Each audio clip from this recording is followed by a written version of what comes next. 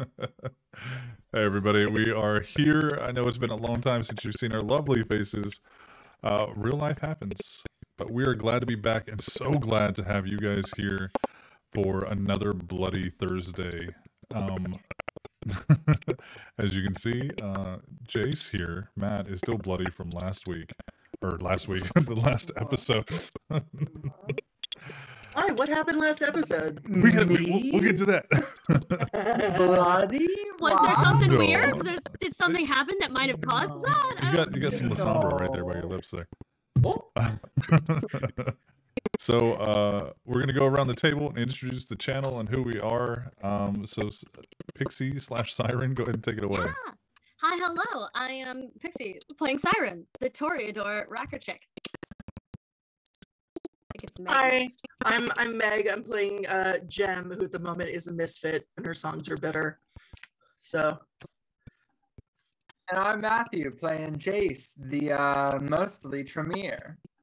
And I'm Cody, and I will be playing Victor, the Bruja. And I'm Sway, and I'll be your storyteller for tonight. Pixie, go ahead and tell us what is Rep RPG? What do we do when we're not being bloody on Thursdays? Listen, shocking as it may seem, there is a world on the channel outside of Thursdays, and that world is filled with Dungeons and Dragons. As a matter of fact, that's how we got our start. Just a bunch of nerdy friends and theme park performers and local dorks who used to get together and play live and in person, and has since transitioned to this digital platform, and brought in then people from out of state, which is nice. You can catch us on Mondays with our flagship D&D high fantasy campaign, Disasters and Danger. You can catch us on Tuesdays right now, or recently on Tuesdays we had some spook run by Matthew. Fridays we've got some other spook run by Cody, the game system of Die, based on the comic books of the same name. And coming this Saturday, we're about to launch season 2 of our Dungeons and Dragons PvE tournament. Season 1 was aroused PvP. What did I say? PvE. That's just Dungeons and Dragons. Fuck off! I'm not wrong. It's sports, but D&D. I'm dying today. It's fine. Just kill me in real life, please. So I am going to stop talking about it. Just make sure you're following us on all our socials and all of the links, which I'll drop in chat in a minute, to keep up on our schedule, which is ever changing. We've got some fun new things coming up, but until we have them nailed down, we're not going to necessarily talk about them right out the gate. But that's what I've got. Curious if you were gonna do like we're just a bunch of stage actors sitting around a table playing Dungeons and Dragons. Listen. I mean, it's not wrong. I'm the only one here. I'm just over here in my non-actor channel. So Jay, I'm gonna keep calling you Jace. Matt, that's fine. That's fine. Who helps make this channel do the things that are awesome? Well, you know, we do have a friend, a sponsor, if you will, a friend over at the Critical Dice, makers of cute as fuck pins like this one, or cool looking dice like these ones. That they sent over to us specifically for Vampire the Masquerade. Over at thecriticaldice.com, you can buy things like that cute ass pin or these cool ass dice. Or shirts, hats. I was gonna say pins again, but I already did. So pins. And if you use the affiliate link that's in our chat, you can get 20% off of your entire order. Off of anything on the store, barring 2 items. I know. That's really upsetting. It's actually some of their coolest stuff. You know, okay. It's the Endless Dice subscription, where once a month you will get dice shipped directly to you. Or the second thing that you can't get off with that 20% off discount, the extra large bag of Endless Dice, where you would get dice and other stuff to it with it too. I can talk. I have to pay full price for the dice and the subscription. Surprise, Cody! You do not. If you use the code REPRPG, that's REP RPG, you can get not 10, not 15, not 20, but 50% off of your first month's order with that new subscription. So go, use those codes, click that link, save yourself some money and support us and thecriticaldice.com in the process. Yeah. That's it. I'm also going to throw out that Critical Dice, Jason, he was in PvP last season. Yeah. Did amazing, completely carried my ass through a lot of it. And he's also on TikTok at Critical Dice. So go check him out. I mean, it's because Jason knew how many attacks he was supposed to have per turn. You know, I'm just like, some people didn't remember that. Just remember, for warlocks, you can actually cast dependent on your character level, not your class level. So hashtag blast. All right, so we 3 episodes in, I could have done this twice per turn. Fuck. And not to quarter or Monday morning quarterback. I would have been so much more deadly at the lower levels if I'd been like, you know what, this would be really great to hit people with multiple times. Yes. Warlock speed. So let's go ahead and dive into this episode of Blood in the Bayou. The content warning has changed, but it's the same thing as usual. You need to be advised that that this is a mature audience's live show. Possible themes may include, but are not limited to, body horror, murder, gore, extreme emotional situations, and graphic imagery. Remember not to hold these against the players, but the characters. This is a world of darkness. It literally says so on the cover. And our players and characters are going to be tossed into situations that sometimes there's no win. There's no light at the end of the tunnel. It's just darkness and then more darkness and then eldritch void. So depending on how long they want to go down that tunnel, we'll see what happens. So last episode, we actually had a little bit of darkness at the end of the tunnel. Matthew, our lovely Tremere Jace, was met with a decision of, you can either hide out here in the house with mom for a period of like 18 months and just chill and not leave until his blood possession essentially ran the course and he was free to do as he wanted to without any extra guidance from beyond. Or he could have some kind of blood transfusion where he would take on the blood of another lineage outside of his sire. Is that what we called it? Okay.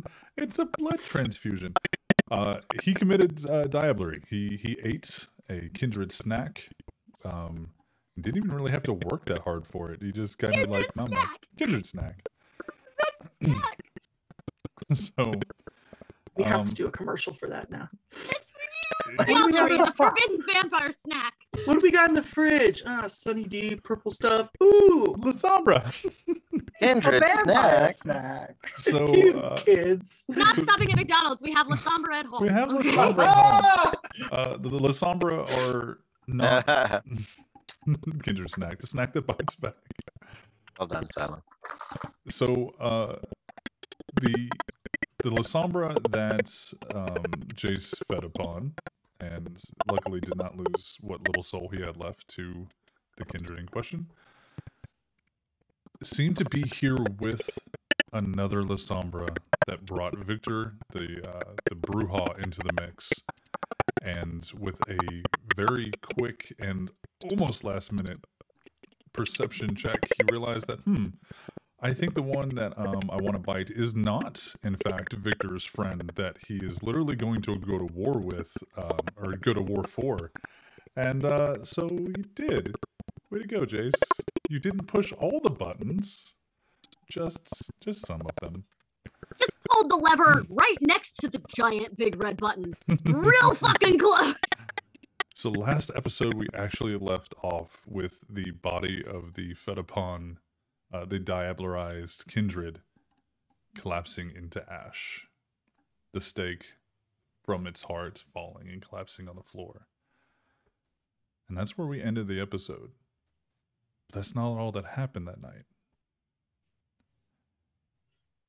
As Gem and Siren and Iris look on at this craziness that just happened, with shouts from Siren and Gem to stop, wait, stop. Realizing that one of these individuals could be Victor's friend. When the stake falls to the floor, almost immediately after, so does Jace. And I'll turn it over to you guys. Siren runs forward immediately. Her job has always been to carry the small skinny boy out of here if something happens. She runs past and just shouting over her shoulder at Iris, "Is this what's supposed to happen?" And just picks him up. Iris starts walking over to you. Yes, it's something that can happen. It does. Diablerie isn't something that happens every fucking night, thank God. And she reaches over and helps you lift him, and very unceremoniously kind of puts him on the altar. Siren was about to push the other body out of the way. It's dust. Not Alice's. Oh, good, just is gone. Yeah, it's dust. She just dust and ash. With a sweep, you just realize that you just kind of knock what looks like a dead body, but as soon as you start to sweep it, it just crumbles. Good. While that's happening, Gem has gone over to Alice and like touches their face. Very cold, very still. You see just the slightest eye twitch. Okay, and remind me, I know we as players did we as characters figure out that was Alice? The only recollection that you guys had was from Jace going from one, then having like you saw a realization on his face, and then going towards the other one. Okay. Probably coming to the same realization that you guys do in this magical TARDIS, bigger on the inside forest swamp area in this little nice lady's library. Then yeah, she's just gonna get really close to Alice's ear and whisper, Victor says hi. There's nothing other than like that slight eye twitch towards you has stayed, but she can't make eye contact with you. Right, and then she's just gonna like pat their cheek very gently, and then Jace, what did you do, Jace? And so Iris is helping Siren place him on this dusty and ashy altar, and he just needs a little bit. The process is done, but it's not all that we need to have done. But you said his body might reject it. Is there anything we can do now to stop that from happening? Well, Jace is very full at the moment, and he has essentially still my lineage and what he just took on. And she starts reaching into her little satchel, and she takes out a piece of chalk. And as you look on, she starts marking what appears to you guys. Do either of you have any points in occult? Don't think so. Yeah, I think Gem has like the I live in New Orleans level of occult. Yeah, that's it. Now I have academics. Is it something I would have? Is it Latin that I would have studied in school? Because I have a 3 in academics. You've seen some of these symbols. They kind of look like on that book, the Necronomicon, but we know that's fiction. It doesn't matter. That's about it. So great. No. Siren is studious as shit if she wants to be. She just hates it. Like the skill is there.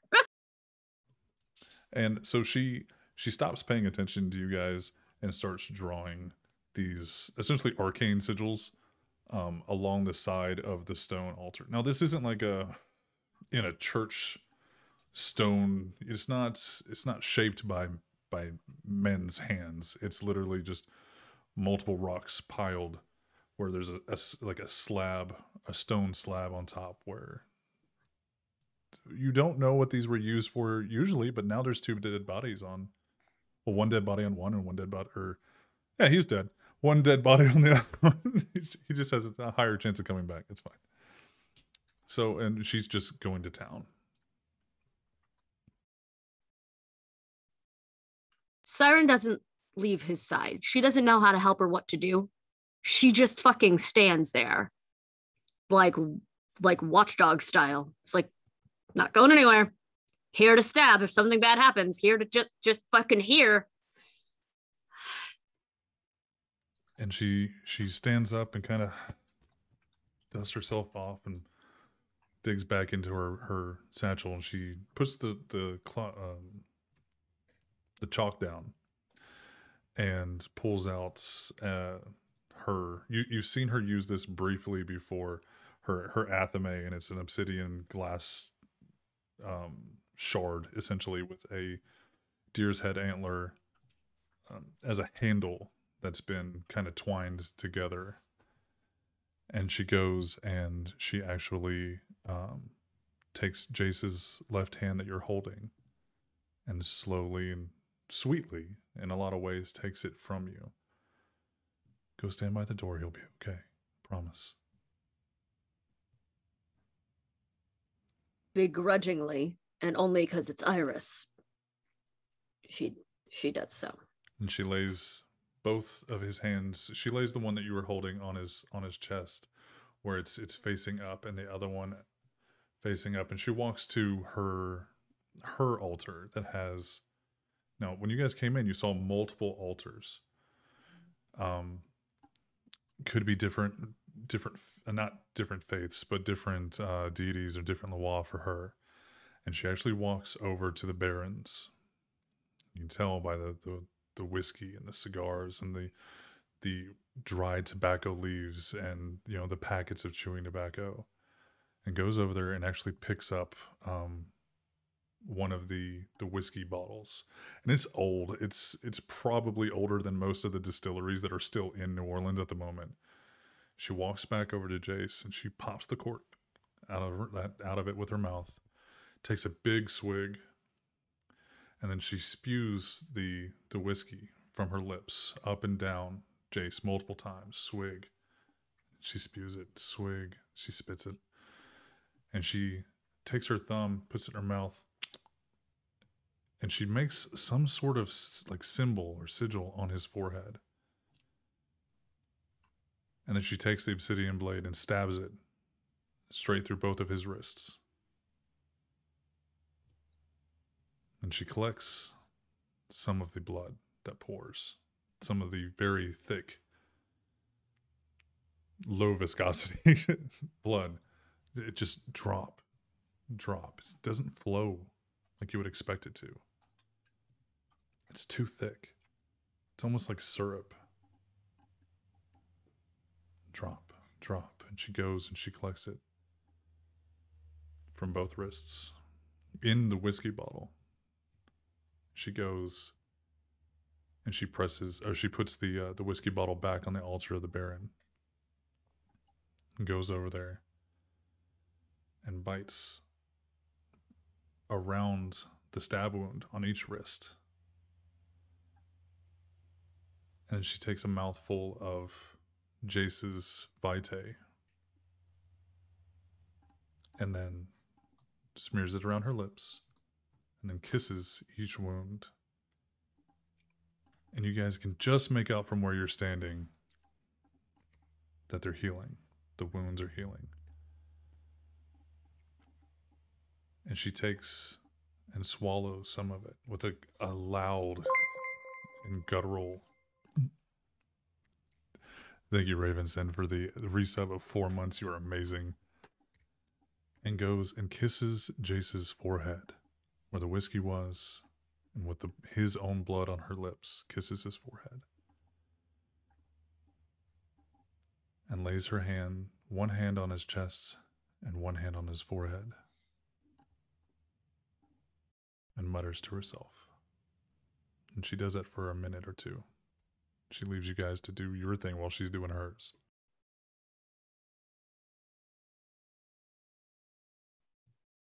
As we have a silent eye conversation about Victor.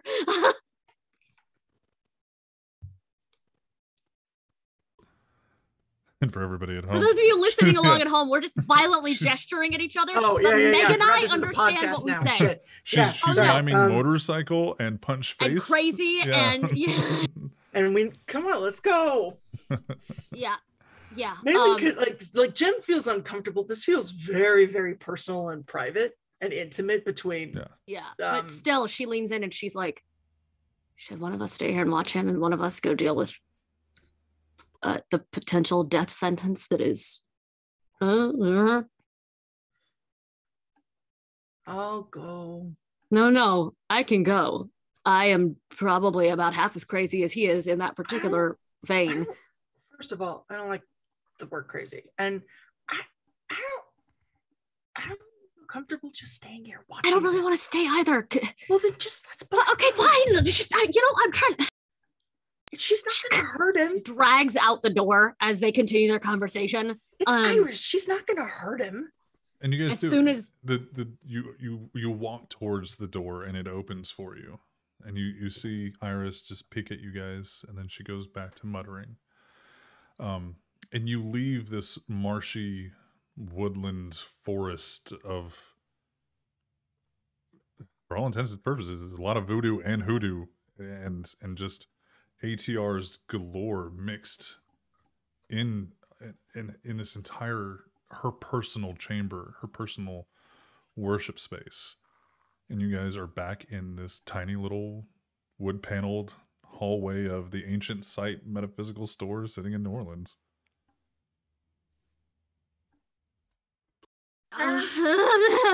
Just the noises. Siren just makes those noises, not just Caitlin. It leaks through reality and comes out Siren's mouth. Just panic. Even in the fucked up 7 months that we've had in this life, that was weird, right? Do you think we ever get used to this? God, I hope we never get used to that. It does bring me comfort that Iris didn't seem used to that. But, Okay. We both have. You have Victor's number. I do. So call him. No. It feels unsafe to have him come here. Let's go to him. So call him, ask where he is. I send him to the bar. So she texts him and she's like, hey. He can't be at the bar. We sent him away from the bar. He can't be at the bar. We sent him to the general vicinity of the bar. We'll see how far away he went. You and then told him to hang out across the street. And then we told him to go across the street. Yeah. We don't know that he didn't, but Yes, I did. Oh, yeah, we don't know that. I'm on the roof. Yeah, exactly. I forgot. You're on the roof. Yeah. I'm on the roof. I'm on the roof. David Blaine levitated me on the roof. She texts in the very proud millennial fashion that she hopefully never lets go of through her eternity as a vampire. She texts without looking while talking to Jem still. She just like stream of consciousness a little bit as she texts, please tell me you went to the bar across the street. Where are you now? ? Jem's just moving. Yeah. As we walk and talk to get to the street. Text and talk. Yeah. Text and talk as we go. Camera's following us. Let's just hope that, for argument's sake, that Victor is used to things like that and therefore doesn't hold it against us and doesn't have a better option in mind as to what we could have done, and that maybe him being on it for so long, he's not going to kill us. Whoa. Okay. We need to get a plan of what we're going to say to him. See, a plan implies having precedent for something like this and therefore being used to it. And as we've established, we are not. Siren. Jem. I'm the crazy one. I need you to nut up and be Siren for a minute, okay? I realize that what you just went through was fucked up. And I know that you want nothing more than to go in there and punch everything and take care of Jace. But this is how we're going to do it. So get your balls out and let's figure out what we're going to say to Victor. Because the minute we say that Alice is probably here, that's bad. I think if we say the date word, that's not great. Maybe we start with, I accidentally set a ghost on him. and then we ease him into the diablerie. Why? He did it himself. He said the ghost. Yeah, it's not. Yeah. I think, and she pulls out her drumsticks, and she's been very careful not to drum on anything in this magical space. So she's just kind of air drumming a little bit. This helps her think. It helps her calm down. Okay. Victor's Tom Hardy? Yes, he is. I know. Well, that just got done. Okay. Thank you. Now I know how to start.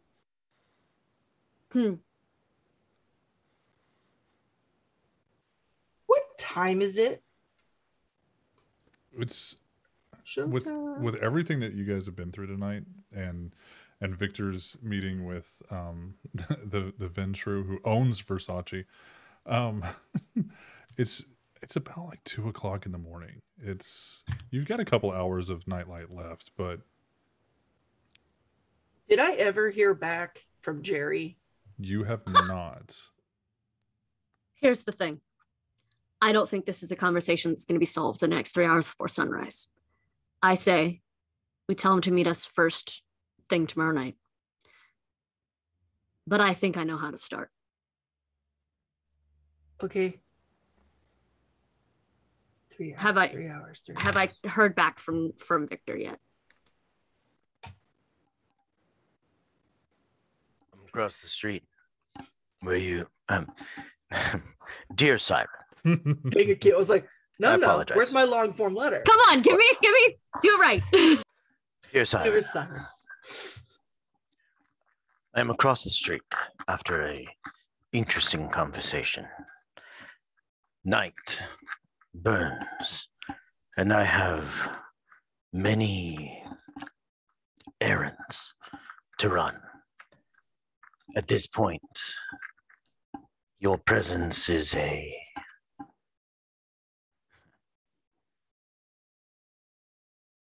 boon, but not required.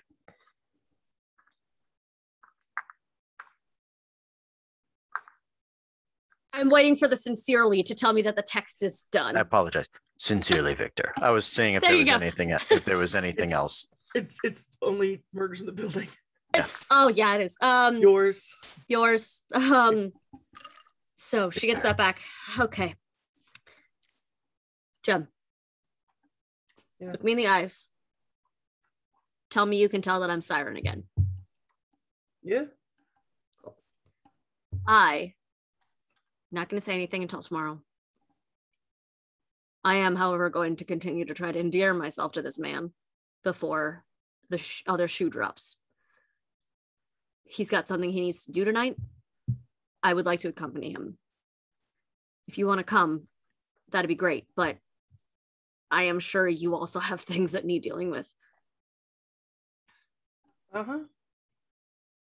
So I can keep my cool, and if we can keep our shit together for a night, might not matter. This might kill Jace, and then we just never have to say shit. But I feel like either way, we'll know by tomorrow night. And we can deal with it then. I am nothing if not an expert at putting off the important conversations. My parents don't know where I am, so as you've seen, I'm really good at hiding from responsibility. I can hide from this for one night.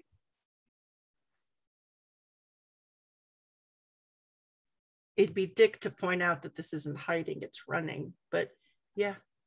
Listen, the definition is varied, and if I wanted to run, I would have gotten on a train 3 weeks ago.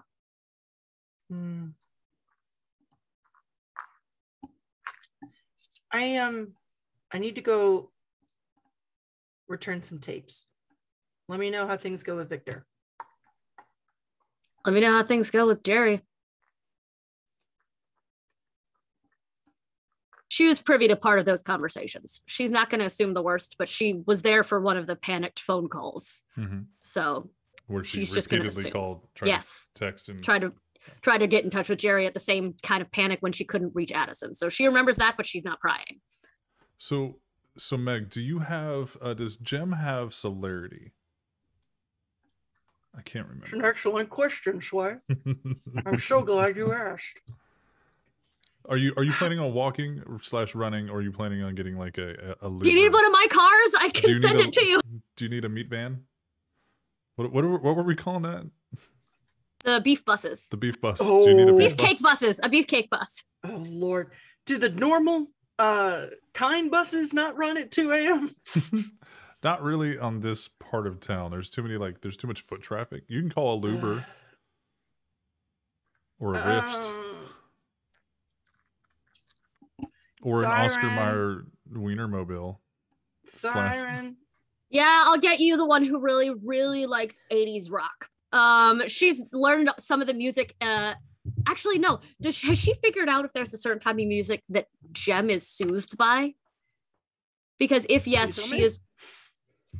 Lately, I feel like, and the holograms. And so she is going to pick a driver who really, really enjoys glam rock and send him Okay. specifically. So aside His from name is Terrence, I feel like. okay, so tell me a little bit, so since I have to roleplay Terrence now, tell me a little bit about Terrence and his glam rock fascination. Terrence so wanted to be in a hair band when he was younger. It just never like worked. He doesn't not actually musical. He just likes to listen to it, and he kind of like geeks out about like the instruments no one pays attention to, like the bass line. He like really appreciates, and so he's got like weird back behind the scenes fun facts about like, you know, that flute line in the background is this and this and this. That type of symbol is only used twice, but it's for this thing. Like he's very chill about it, but like I think he and Jem will get along. Okay, so as Siren goes to meet up with Victor at the bar across the street, which we'll eventually, I guess, have to name. It's been in like 3 episodes now, and we just keep saying it's It the was bar across the- abandoned. So, In New Girl, we go 5 seasons without finding out the name of the bar that they work in. It's 5 seasons. We're fine. So chat, if you would like to give me a bar name, you guys were awesome last time. We needed a strip club name. Yeah, that was a great strip club. So Siren is going to go meet up with Victor, and Jem, we're going to you and Terrence are going to get in the car. He actually gets out, and he's got kind of a black button-up shirt that it looks like it's silk, but obviously not. And it goes down far too low. Nice tight like leather pants, combat boots, long curly hair, Yes. and just Billy from Stranger Things. Yeah. Let's go. just But it's a perm just for the aesthetic. yeah, just leather and chains wrapped around his wrist. He jingles as he opens the car door for you. Jem, can I play with your toys? Siren, can I play with your You're toys? welcome, Jem. Thank Please. you. Terrence is like I said, I He's- picked him for a reason. She's very focused though. Thank you. I was told to give you this, and it's an aux cord. Oh, rad. She plugs it in and just unfortunately kind of plays the same song on repeat to Fuck calm yeah, I herself. love this song. Oh, cool. Really? Okay. And then the next time it comes on, fuck, it's so much better even the second time. You fucking hear that though? Like right there. Do you hear that? Fucking yeah. It's when Marshall and it's like in How I Met Your Mother when 500 Miles is stuck in the tape deck. It's like you keep loving the song, and then when you hate it, it's don't worry, it'll come around again. Come around again. Okay. So yeah. so where she'll are we tell headed him to? where- She'll give him the address to Now are you going Jerry's to house. his house? It's 2 a.m. Yeah. Yeah. Okay. Now, are you going to go get tapes, or was that just like, hey, I'm gonna go to No. Jerry's? Okay, I'm just curious. Yeah, if we needed to that's- make a stop It's first. Patrick Bateman. I need to return some videotapes. And so very quickly, and the song is played probably about like 4 times by the time it takes you to get there, and he's jamming less, but like he's still like yeah. And then you guys arrive at Jerry's house, Okay. and the lights are off throughout the house. But that's pretty much all you can tell from inside the car. You guys are like right up against like his sidewalk. Yeah. Okay, I'll be I'll be back in a minute. Yeah, I'll be Here, you can have this back and show him the aux awesome. cord back. Turns it on, and he actually plays some Queen as you hear Queen playing as you walk off. Oh, that's a good one. He Okay. just gives you a thumbs up back. She'll knock on the door. Okay. Make me a perception check, a wits awareness check. One of these days, I'm just going to create a program that hits the button, like the perception check button, and it just rolls wits awareness for you. Where in the... There it is. Okay. The great thing is, Oh, Bohemian fucking duck. Rhapsody That is wasn't so even- long, the song won't be over by the time you get back to the car. Depends on how long she takes.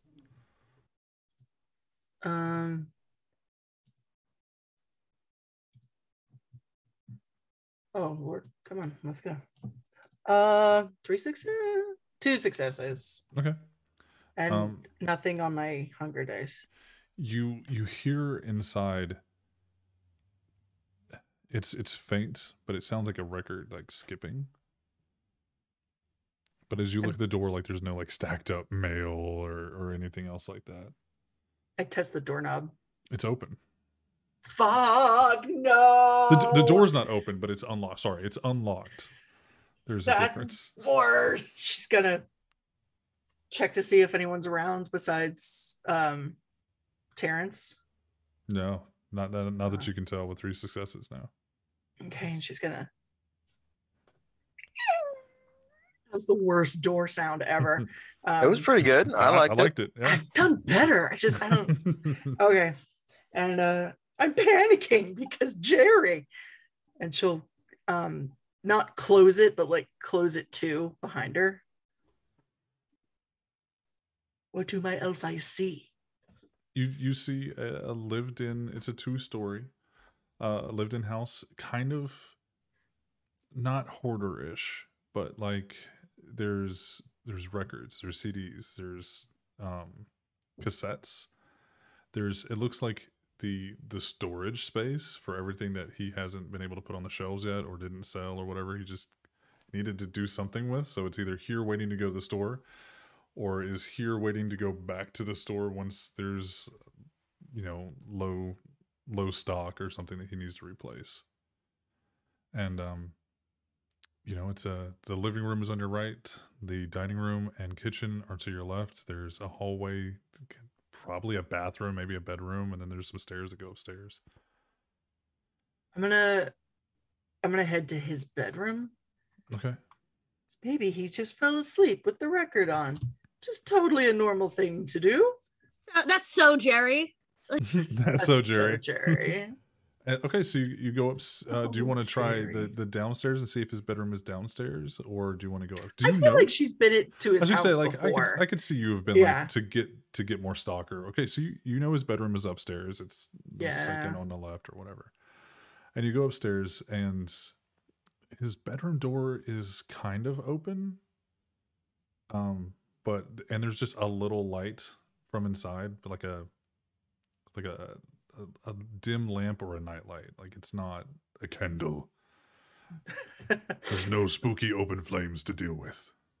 She'll kind of push the door open a little bit And it to creaks, get a better view. It creaks a little bit, and all you hear is and then bam, and he shoots, or it may or may not be him, but a gun is shot in your general direction, and about 3 inches from your face to the left, the wood jamb of the door, it's now split. Who the fuck is that? Is that Jerry? It sounds like Jerry, but like deeper. Jerry, it's Jem. Jem, what the fuck are you doing here? What the fuck are you doing with a gun? Turn on the lights.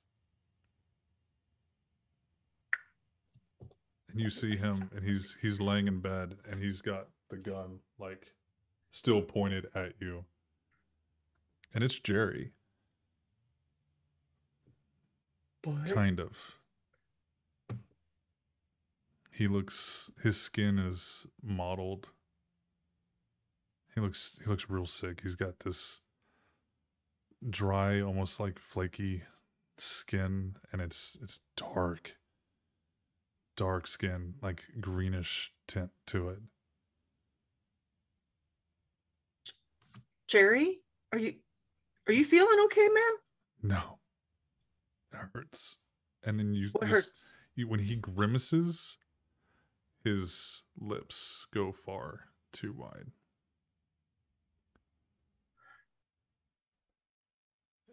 Oh, Jerry. I was told I had you to thank for this. Hey, no. Come, sit down. Are you gonna kill me if I do? Sweetheart, I don't think I could kill you if I tried. She goes and just sits cross-legged on the bed.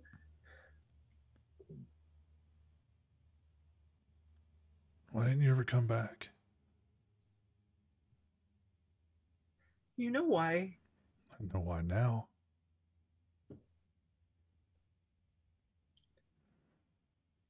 I didn't. It got shiny really fast, and I didn't know how to do old me and be this. I mean, you know, doesn't really work in a record store. And he laughs, and again, it's very reminiscent of Grin. Oh, I know. And you know, what's funny is we've been keeping this door open a lot later nowadays. It's good though. People need music in the dark. He told me you'd come when when I was ready. Apparently, keeping my eyes and ears open for him during the daylight when I can, mostly at night. It takes a lot for me to not look like this. But talking to some of the other, they call them rats, talking to some of the other rats last couple weeks, promotion capability, I guess you'd say, where I'd be less like them and more like, well, not you. I don't think anybody could be like you, but more like them. Is that what you want? You wouldn't believe the amount of songs that I've been able to write. Really? It's not the worst thing in the world. No. Moisturizer is a bitch, though. I've never had to wear it my entire life, and it's just constantly having to reply and reapply. Well, that's why you live in a swampy climate, Jerry. Yeah. You know, Grin's actually not that bad. Everything I've heard, he's kept us away from some of the others, like, you know, like y'all, because I'm new. I didn't want to go.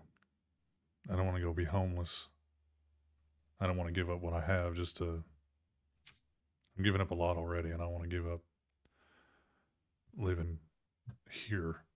Jerry, never be homeless. You always have a place with me. We have rooms at the bar. Oh, and no, I even talked to Grin about setting up a food bank. I'm glad you stopped by, because I've been meaning to reach out. When he said when I was ready, I could. I think he knew that I was more ready, and I was just afraid because of this.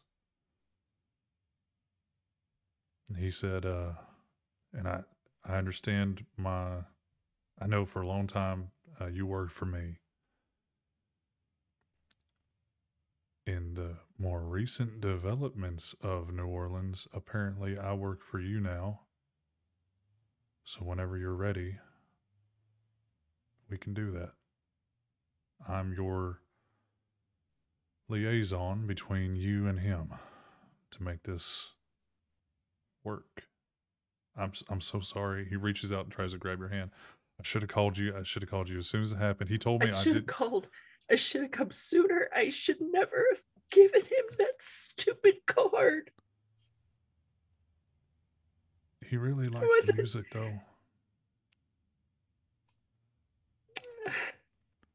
I wasn't thinking. I didn't know. Well, if I hadn't pulled a gun on him, I probably wouldn't have scared him a little bit. And scared him? Jerry, you have a ponytail. Well, so he came over after hours, and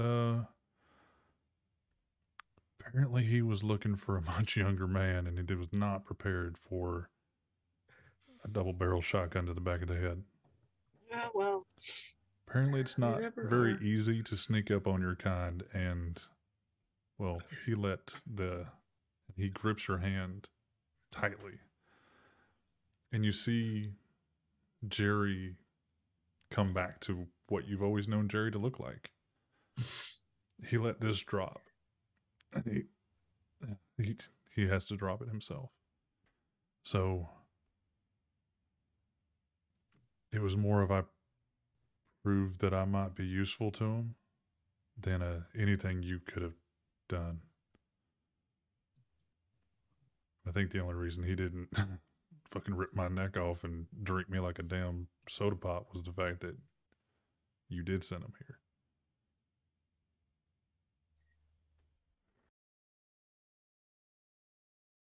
Did you at least give him the vinyl I sent him for? He actually comes by quite frequently. Really?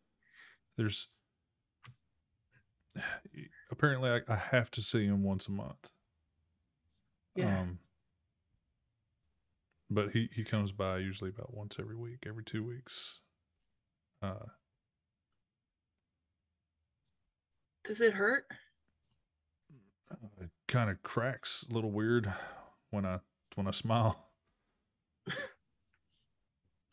You ever had like chapped lips? It's kind of like that. Yeah, instead of going wide, you go long. Ha ha ha ha. Make sure your eyes are expressive. And he does. He kind of chuckles and he goes, "This isn't your fault. I'm much better off than if you hadn't sent him. We were going to lose the store. Some of the, apparently, one of y'all, trying to buy up some of the stores, and, well, this block is safe now. We don't have to worry about me and a couple of, the hardware store down the way. We don't have to worry about him. Hell, he's had that store in his family for probably as long as Mr. Grin has been here in New Orleans, and he don't have to lose that anymore.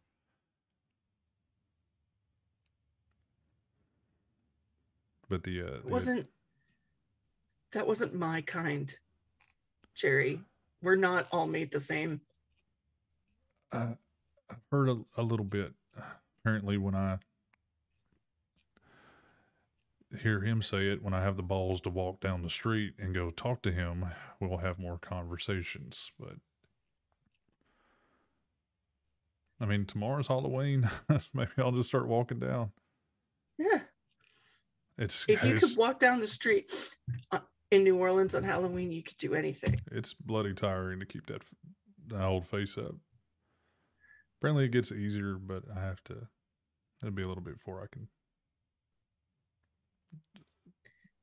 Invest in hoodies. Darling, I'm way ahead of you. But I know you're not all alike. It's hard to tell who's what when they're not one of the green. I know.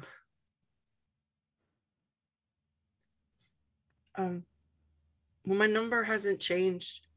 So, if you ever need anything, or if you just want to talk, or just, call me and play some music, that's good too. And you're not going to invite me to the bar, are you? He kind of looks down. I was just gonna say, and when you're ready, you have to come. It's really cool. And you can actually drink my drinks. None of my others can. I mean, they kind of can, but I mean, it would be better if you did, because you could. He kind of smiles, and he just kind of grimaces through a little bit of pain to smile as much as he wants to. And he goes, I like that. Sway! Bad time for your internet. Sway, you come back right now! Jerry just died. Fuck off! Oh no. I think I'm my back. Streamer. Sorry about that. Okay, you're back. Hi. So he your internet connection is unstable. We get fucked. He actually smiles, and you can tell that there's a little bit of pain because he grimaces, but he smiles through it to smile as much as he wants. He goes, I'd like that. Hold on a second, you guys. Oh, yes, of course. Absolutely. I don't want you to give up your house or anything, but if you ever needed some place to stay, you're welcome there. There's the bathroom downstairs. There's no windows or anything. If you ever need a place, I can't say Grin doesn't know where you would be at, but I do have to tell him anything that he asks. I know. I don't really have much say so in that. I could not want to all day long, and I tried to lie to him. It did not work. Oh, it's fine. I get how it works, and thank you. Is it worth it? Because I could just not continue this and apparently eventually go back. I don't know how this would work, but it would wear off eventually. But apparently, with him being of a stronger bloodline, essentially, it affects me quicker. And apparently there's like a ratio of how much I actually take in versus how let's just say he's my local Capri Sun that I sit there and have to drink, and it's more often than the other rats have to.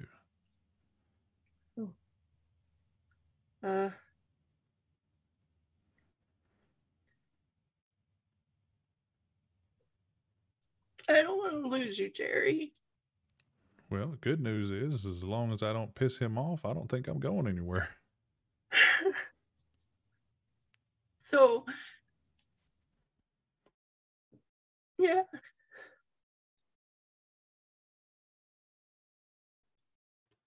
But is it worth it to keep this going? Maybe come over to the other side? Be another brick in the wall. It's different.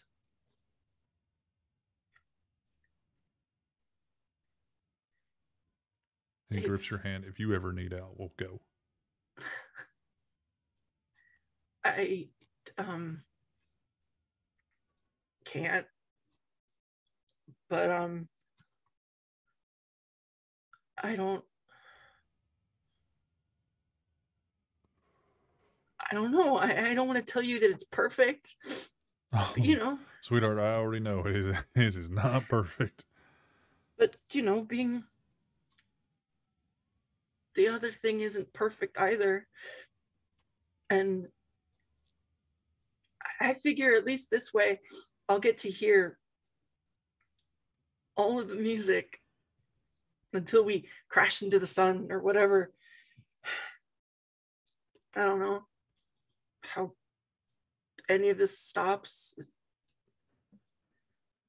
I just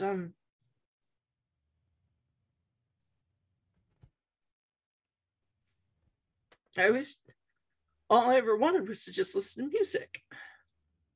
Well, if you ever need anything, you know, you got the store, you got downstairs. Yeah. And if you ever need a whiskey, I need a whiskey a lot nowadays. well, It takes a lot I've got some. lot more than it used to go ahead and get and this I'll head a let little you dizzy. know that you drink free at LaSalle. Well, I mean, hell, you ran the store. There ain't nobody going to tell you no. As far as everybody knows, you still work there. You just moved on to some executive shit.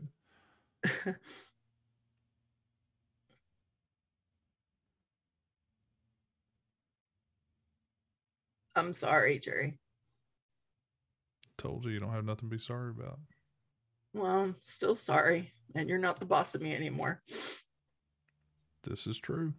Do you need to stay here? Or are you heading back to wherever you sleep at? I'm gonna head back. I gotta return my friend's bike. Okay. You know where I'm at. Maybe I'll come see you tomorrow. I guessing sundown is probably a good time to start heading towards the bar. Yeah. Maybe If I'm not there, just talk to the bartender. I'll let everyone know that you're coming. And are they like you, or are they like you? Like me, or like me 6 months ago? They're like you. Okay. It's weird. There's it's like onion. There's layers now, but it's still you. And you're still you. I think this is still me. You seem about the same. A little bit more worked up, and you pat your hand. A little bit more worked up than you need to be, but that happens too. Well, it's been a weird night. There's a lot of them lately. Yeah, I don't think they stop, quite frankly. You know, the hits start coming and they don't stop coming. I'm really glad that I didn't hit you with that bullet. I don't know what it would have done, but I'm glad I didn't have to find out. Was it a normal bullet or was it like a something? It's a normal Smith & Wesson 9mm. Oh, I'm probably fine. I think I'm fine. Am I fine? Who knows? I'll figure out. Hey, if you ever get really weird and bored one day and you want to just like shoot me and see what happens. You know, some of those adventure kids, I could probably shoot a few of them. Adventure kids? Yeah, something like that. Adventure, some shit. I'm gonna walk down the damn street, down my street, and fucking Louis Vuittons and yeah. Is that the clothes or is that the shoes? I can't. Regardless, too damn much money to be over here between a hardware store and an old record store. Yeah, I really wouldn't shoot them. They Well, they try to keep buying my shit again. I will shoot them. You know, I can't argue with sense. I'm gonna head back, but it's really good to see your face. Well, I'm kind of sorry it's not the glorious, amazing, handsome face you've always been used to. And he definitely like big grin right through it. Well, you know what's great about this though? What? Eat the biggest burgers I want to eat now. He pat your hand. He goes, go ahead and get on out of here. All right. Bye, Jerry. So he I'm does. locking. Can I lock your door? Is that a thing I'm allowed to do? I'm actually going to go take a walk around the city. I'm a wait now. Oh, yeah, that's fair. Okay. You should lock your door Shit, ain't nobody coming to this house. and fix the record. It's like a It's like a broken record. No, it's like an opening to the second house on the left, man. Come on. All right, I'll fix the record. Okay. You know what's funny? Those first things somebody's going to want to do when they come in the house is turn that record off. I'm surprised you didn't turn the record off. I thought you were dead. About halfway there, and he just starts getting up and starts putting his clothes on. Right. Hopefully I'll see you tomorrow. Yeah. Save me a spot at the bar. Maybe somebody that likes big smiles will be over there. You got it, boss.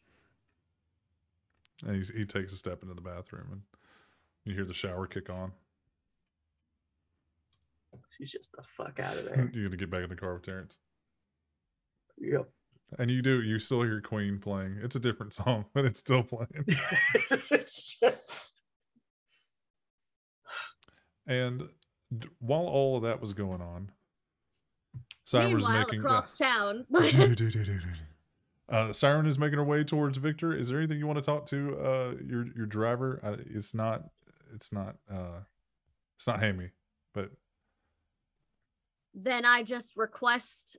I like to think that when she's stressed, she has favorite music that has good drum lines she can play along to. Okay. So she will just can we get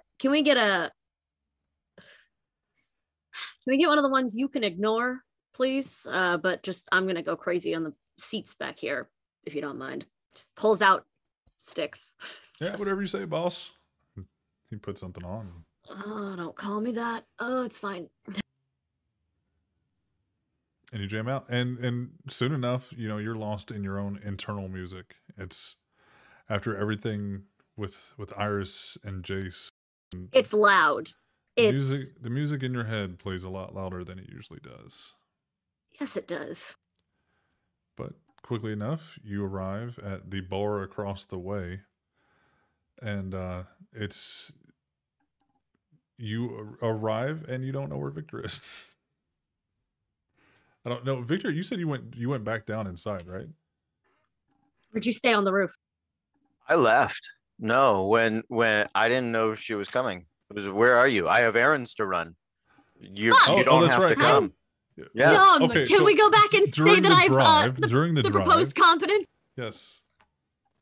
Dear Victor. I Dear it's 2 a.m. I've Yeah. been waiting for one of you to show up I'm sorry. since 7. So I'm sorry. Yeah. I have left. All the bars are closed. It's 2 a.m. I'm sorry. I'm not. I am not upset with you, but Dear Victor. But Victor can't. He's got shit to do, man. I know. So she will, instead of trying to go back to that bar, it's Dear Victor. Apologies for the delay in the evening festivities. I would appreciate being a boon of sorts if the offer is still on the table. Might I inquire as to where I should have my man drop me off? Storyteller gone. This is us on us now. Anarchy on the stream. Let's just take over. Go. So what are we breaking into? What did I can't remember. Did I tell you I had a conversation with Rebecca last week? No. I think he didn't tell us, I don't think. He Matthew did? says yes. Yeah. He said in his text message, he said RC, something about RC. Yeah, because I told you I ran yes, into her. You did. Yes, you did. Yes, correct. I will find it. You did. So,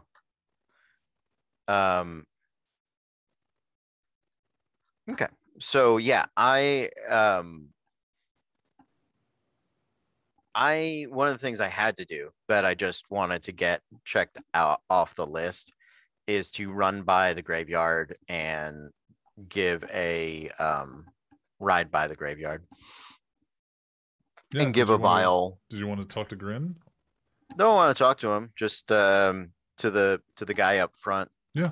Okay. Just I told them I would start making payments when I made it out, and I have, in theory, made it out of the place, and so I know what it's like breaking a deal with Nosferatu. I know better than that. Whether or not you got all the information you wanted or found everything, you did get what you asked for. Yeah, we negotiated a deal, and I stopped by. I take one hunger to produce the second payment of was it 5? 4? Yeah, it was 4 or it's 5. 4. Great. So, and I'll provide the rest on the days to come. Okay. But I think that's about the time that I get Gem or Sirens follow up. And I am thinking, chat, where do you guys want to go? You want to go see the circulatory system, or you want to go? I think I'm going to save. I'm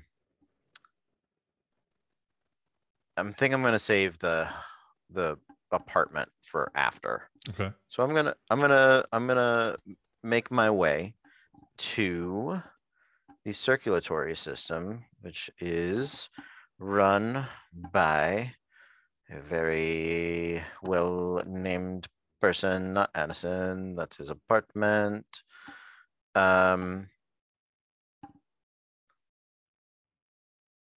Alexander Vale.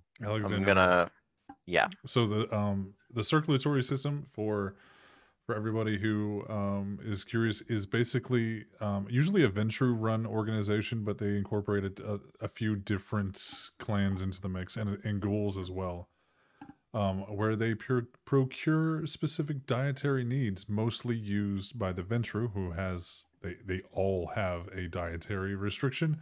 They're really complicated bitches. Super complicated. Yeah. And then some other individual kindred also have the same restriction, where they can only gain sustenance from a very specific type of kind. So actually, Matthew, I think that was a joke. Oh. What was? Oh. What is it? Dear Siren, a twist of fate has led me to direct conversation with RC, winking face. She has requested that I engage in community. Oh no, I think I did that. That one is true. That one is true. And then I crafted I started to craft a fake one, but I never got to send it. Yeah, no, that's the fake one. That's why I said, oh, no so need to answer. Real. I was crafting a text. Sway gave me that info. Oh, okay, got it. Yes. So you're gonna head to the circulatory system? Yes, that is where but that is still where I am going. Is that why you're telling me?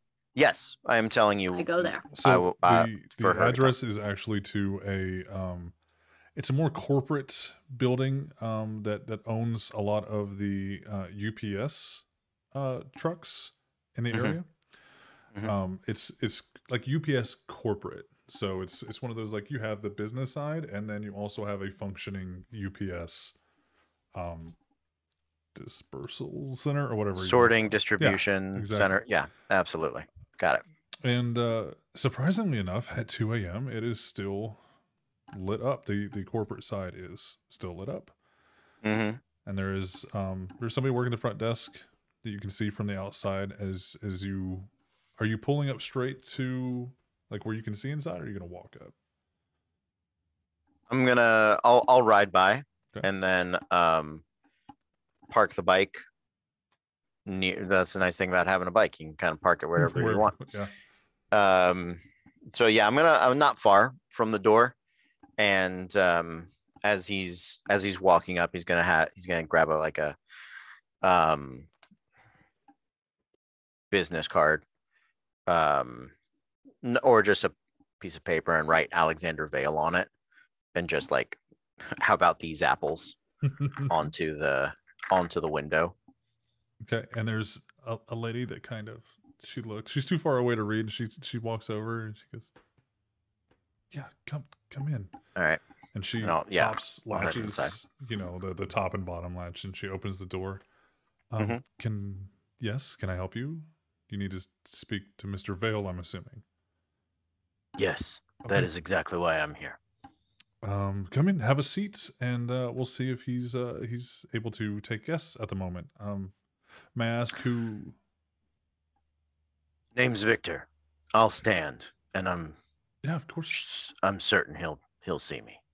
Of course, Victor. Is there a last name attached to that, or are you Madonna, or Victor St. James? Okay, Mr. St. James. Can I get you anything to drink while you wait? Understood, sir. And she actually turns and walks away. And she goes and sits by her desk and she starts making a phone call. Okay. Yeah, he's gonna stand just by the door, by the window, and whatever the the glass uprights that I'm guessing it's like a glass door. So she could see through it. So he's just gonna kind of stand, maybe lean Rebel Without a Cause style up against that because when he came home from the war, he learned what cool was, and that'll never go out of style. So. And so Siren, as you and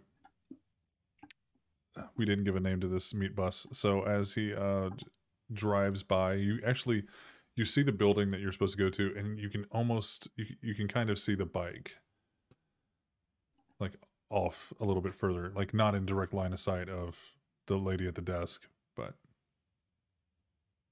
would I have ever been in here before, or been allowed to be in here before? You would have no reason whatsoever to come here unless you were trying to mail a lot of shit at one time. She's gonna then just go hang out by the bike and just text him outside when you're back. Yeah, I'll just tell her to come in. Yeah, come in. All right. Hey, go ahead.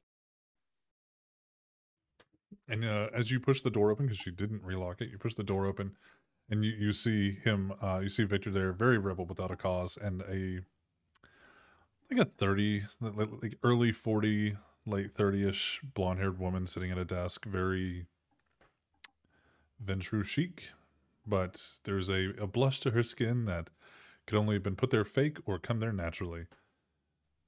And she's talking. I think those are the two options. Those really only are. I mean, I was gonna well, she could be a ghoul, she could be a human. It's you know what, you can't tell. And that's fair enough. Yeah, so absolutely. She looks up, sees you, and sees you guys kind of okay, obviously they're here together, and puts the. She's still. Do I have her? Go ahead. Do I have her name? You do not. No. I'm gonna reach over and when Siren comes in, as she's talking, the longer it takes, the more show up. Oh, yes, sir. Yeah, and then she just goes back to talking, and she puts the phone down. Just a few minutes, and he'll come down here and actually speak to you guys. Is there anything I can get you while you wait, ma'am? Is there anything that I can give you to drink? Coffee, tea, water. I'm good. Okay. Thanks. Of course. And she goes and she very awkwardly sits down at her desk and tries not to make any sort of eye contact with you guys whatsoever. With Siren there, and because who is making far too much eye contact on purpose because she needs to vent her frustration somewhere. So this is how she does it. I think he's just gonna casually, without drawing a ton of attention, but look over Siren and maybe because they were supposed to meet up 7-8 hours ago. So he's gonna look her over. He's gonna smell at a distance. He's gonna see if he can take a guess, take an educated hunter's guess at where they've been and what they've been up to. Okay, tell me what you get. All right, so we're doing And what's as of right now, awareness. we don't have any boon dice from chat, so That is Just- okay. What's awareness and my kindred focus is good for this. Yes. yes, that's fine. Okay. Yeah, I because smell diablerie on you. I might. My plan to keep it cool just out the fucking window immediately. Let's find out. I forgot he Alright. could do this. Ooh, well, you're lucky. I only get one success. No critical failures, no critical successes. Just one success. The rest are 2s, 3s, and 4s. It really smells like she's been walking through the woods in the swamp all night. There's a hint of like muck and moss and oak and pine and just a hint of blood. And he'll just sort of lean over, take a trip into the bayou.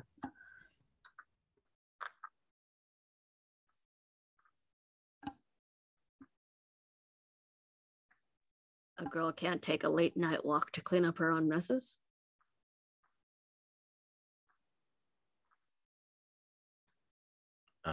What sort of mess were you cleaning up now? I've seen how you guys clean up messes. And I wanted to familiarize myself with the area to make sure it didn't happen again. I got a lot of people I got to watch out for, and I'd like to include you among them. But if I'm not prepared, and I wasn't, clearly, things slip through my fingers. I don't want that happening again. I understand that. But he's gonna check his watch. He wears a watch. He's an old man. Of course, He wears a yeah. watch. He's gonna check his watch. I'm sure it's 2:30, 3 a.m. just based on where Yeah. we've been. At this point, that's less preparation and more sidelining me. Most of my night gone. Luckily, I'm pretty resourceful. Then why bring it up at all if not to make me just feel shitty and guilty? If you want me to be a part of the team, you have to treat me like part of the team. If you want to be treated like part of the team, give us the benefit of the doubt.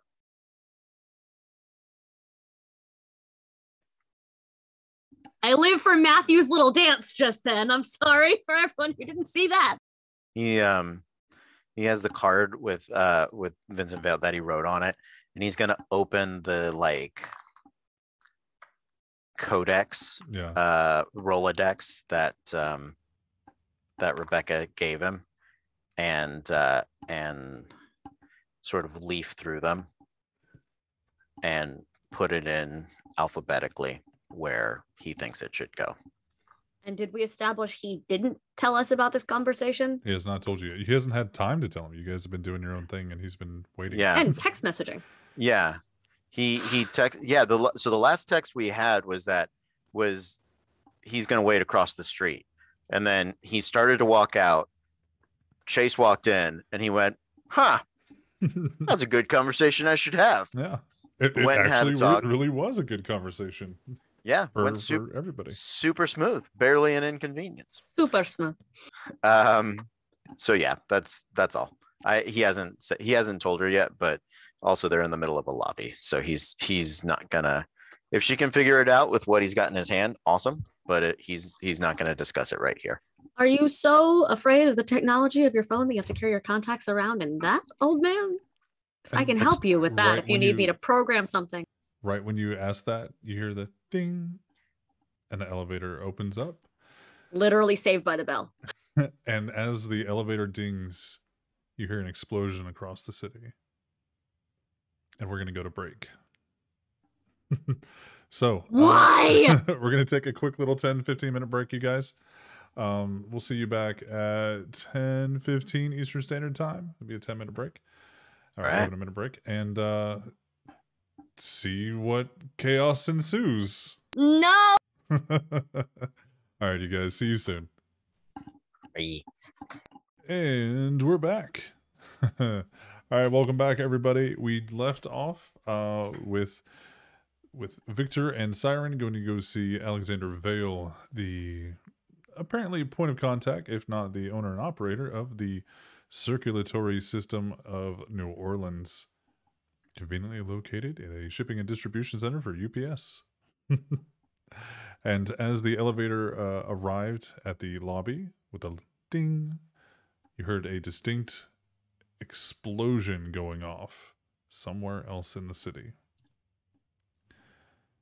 So we come back and you see a very sharply dressed man in a gray suit with a black button up underneath, no tie.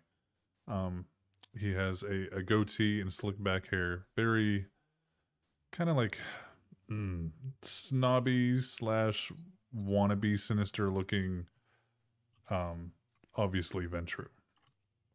And he walks up and he extends a hand to you, Victor. He goes, Mr. St. James, I'm glad to have you here in New Orleans. What can I do for you? So we're just all ignoring that then. Yeah? All right, great. He'll shake Vale's hand. So when this explosion goes off, he doesn't turn. He keeps his eyes on the Well, guys, don't look at explosions. It's not that. It's actually he expects you to look at it. And if they're gonna get killed, it's not from an explosion that is not immediately nearby.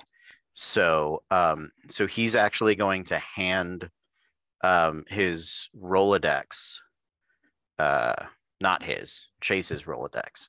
He shakes Vale's hand. Pardon me a moment. And he hands it to Siren.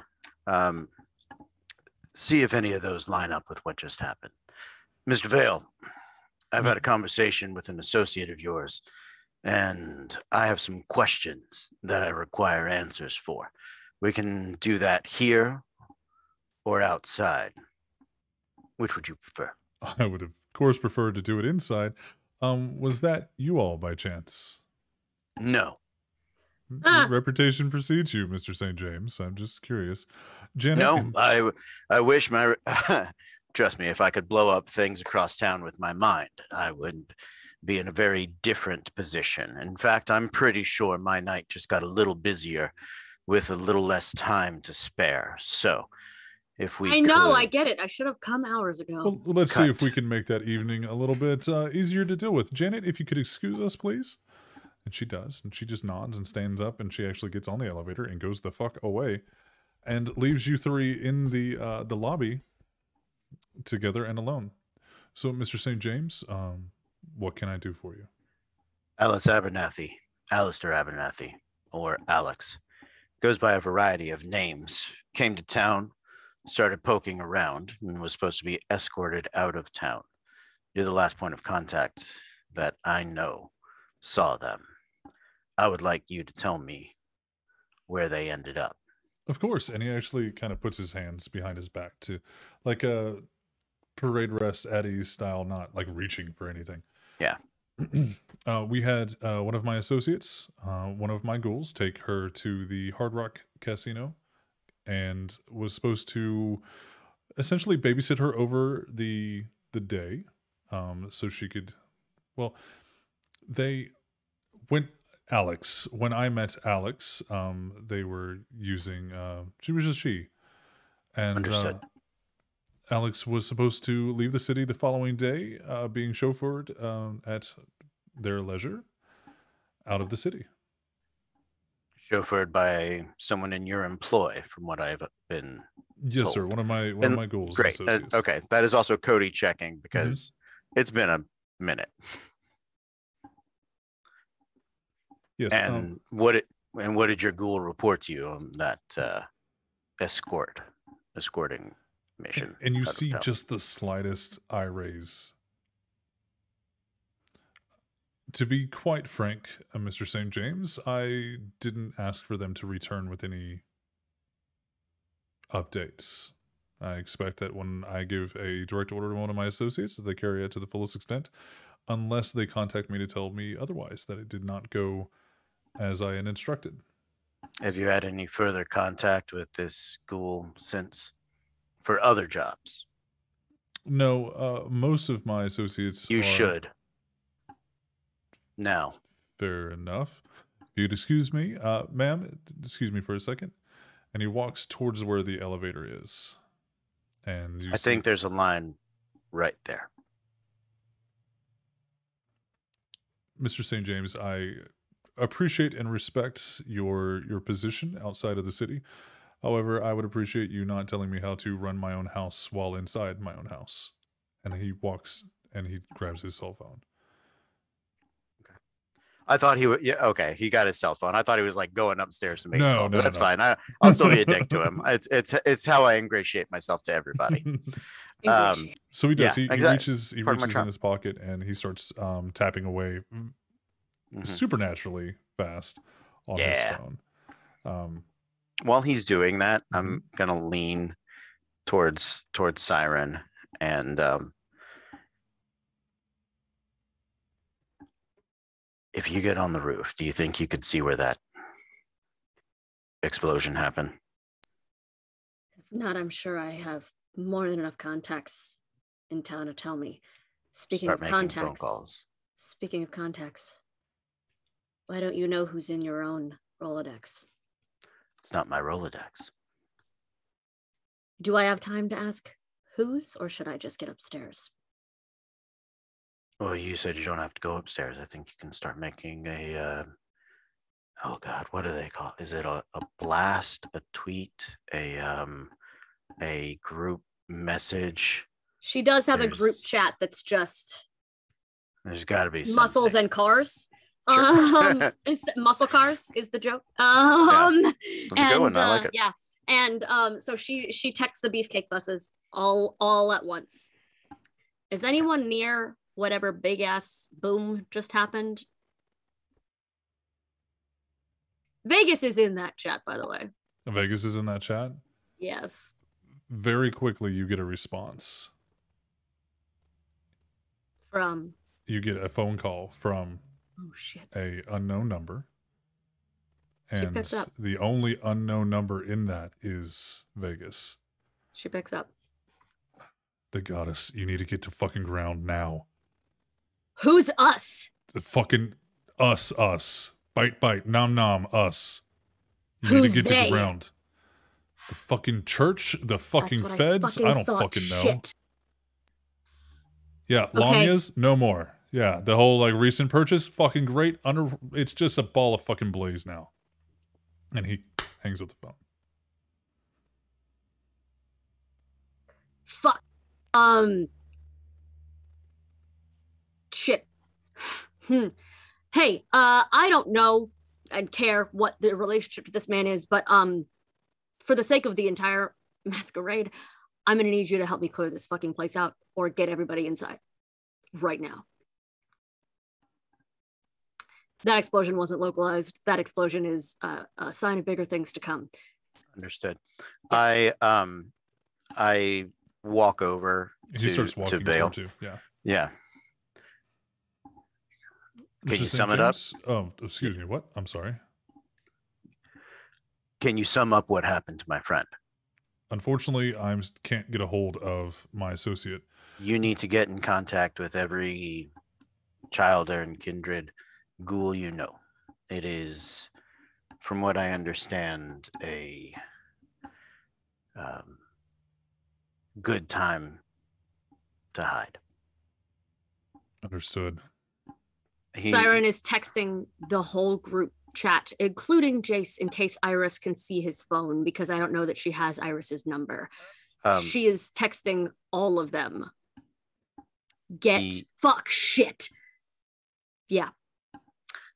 He writes down his number for Vale and gives it to him. And if you have an update, I want to know. And he walks out and he's gonna tug on Siren as they walk out the door, and his bike's not far. He's gonna put her on the back of the bike and just say, hold on. She holds on one-handed while she continues to text at the other. As you guys walk out, all you hear is Alexander Vale screaming on the phone. I don't care what the fuck, you get him on the fucking phone. And he takes the stairs next to the elevator and goes up. Jem, you get a text from an unknown number as well. Family meeting now. And you just see the big clown face and then the dragon next to it. Hey, Clarence, can you take me to this warehouse? Terrence, sorry, friend. Yeah, of course. Hop in. We'll take a. I'm already in your car. This is true. Yeah, sure. We will reroute. That's fine. And yeah, do you want to stop for anything on the way, or are you good? Nope. Is this an emergency? Because there was some shit going down. I don't know what happened. Yeah. Yeah, just drop me off quickly, and then maybe go check on Siren. Okay. Yeah. He's gotten the group text, so his phone like starts buzzing, and he's getting go. Yeah. Okay. I'll fucking go. Shut up, Bob. And hangs up the phone. Bob. There's always a Bob. And so you guys are actually the only Iris does not get a text message. Jace, and you get therefore, no response from Jace. And therefore, Siren is about to make a goddamn choice. And Caitlin apologizes in advance for this.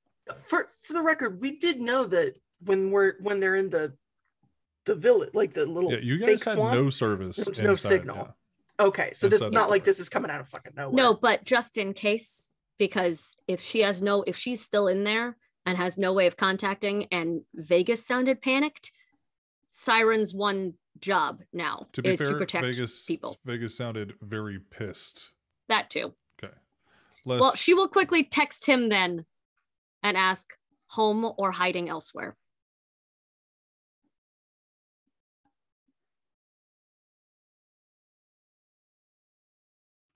I'm trying to think of what he would tell you. Yeah, that's important right now. You get a text back says Clubhouse. Great, good. Then that is where I direct. Then we're not making decisions. Good. That is where I direct Victor. I shoulder tap to direct him as we drive. A little bit. No. You do. He doesn't. He goes. Ken. He goes to Jace's. He doesn't know. Yes, he does. He knows where the ancient site is. No. I apologize. He goes to Addison's. Oh, yes. He goes I to get your. Okay, yeah. He goes. To I get your lockdown name. apartment. I get your names confused. I apologize. So he was told Goes that for if he a day, needed a it's place fine. to hide and lock down at, that he could go to Addison's apartment, and it would be. He safe. also has a sneaking suspicion that it is not safe, and if there are people to kill for blowing something up, he would like to participate. So he wants to look at it first. And I have a couple of hours before sunrise, right? That doesn't mean we have a couple of hours worth of time. While you're there, can you get my striper shirt back? Thank you. for chat is asking if Jace is dead. Jace is currently unconscious. After committing diablerie, he is in a extra dimensional plane. Essentially, he's in Iris's Tremere sanctuary area. That is essentially a. To use D&D terms, he basically is in another plane of existence right now in a swampy voodoo haven of Fortress of Solitude, located inside of the ancient site. So I guess Siren and I are excuse me. Yes, Siren. Great. Yeah. Siren and I are having a yelling match over the Yes, engine. we are. Yes, we are. I like to bye-bye. think that vampire hearing is good enough that I don't have to scream. Yeah, you don't have to actually worry about a masquerade breach because you're talking not at this lower point. than the engines, but he can still hear Yeah. you. Yeah. Sure. Listen, remember, okay, I am choosing very hard right now to treat you like a member of the coterie. And I would tell any other member of the fucking coterie, that's not the place to go right now. It'll still be there in the morning or it'll be blown up. Either way, there's nothing you can fucking do. Isn't Addison part of your coterie? Addison's not answering, and I don't think that's where he is. Where is everyone else? I know where I need to be going. That's what matters right now. And I know at least Jace is taken care of for the moment. And having not gotten a text back from Jem, I'm assuming she didn't text back to say meeting up with Dad. Um, I'll keep checking on her, but I also know who her dad is, and I have a funny feeling he's going to take care of her. Yeah, and Jim, you get that text, but you haven't had a chance to text back. If you would like to text the group chat, you can. Just layout wise for Victor's sake, how divergent are these two paths? So the strip club that got bombed, not that you would know it was the strip club other than, but to go from, it's about a 20-minute distance between one to the other. You're looking at the very upscale rich side of, New Orleans to Right. the more communal, Bourbon Street. It's the Mardi Gras warehouse. So it's 20 minutes difference. Yeah, like from where you would be at, it'd be like 20 minutes to go to one way, 20 minutes to go the other way. Okay. And it's Or are you asking about 40 Addison's place? That's what I was asking. From where you are, 20 minutes in either way. From one to the other, 40 minutes. Got it. Understood.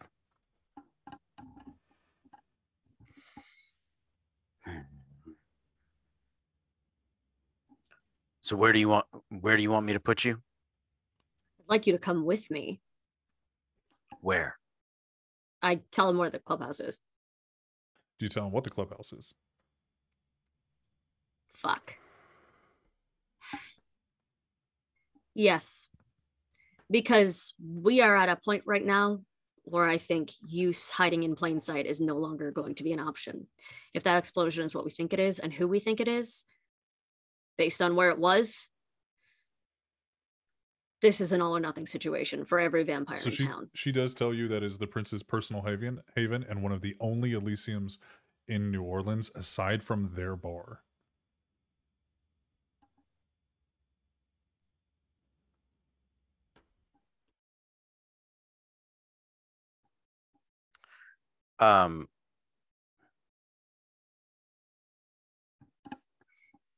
Victor stops. He'll skid the bike to the side. Beautiful. And stand it up, straddling it. He's gonna untie a if you don't know, when you usually keep a handkerchief on the handlebar of your bike to remind you if you've locked it, and so that if you're drunk and you go to get on your bike, you remember to unlock it, because if you don't, you just tip right over, basically. Nice. So he has one because it's just a common thing. And he's gonna untie it, and he's gonna stop, pull it out, and so you've explained to him what it is. So I want to be clear about what you're asking me. You are asking me to take you to the prince, who I am near a sworn enemy of, politically speaking, and who may or may not have ordered the death of my friend.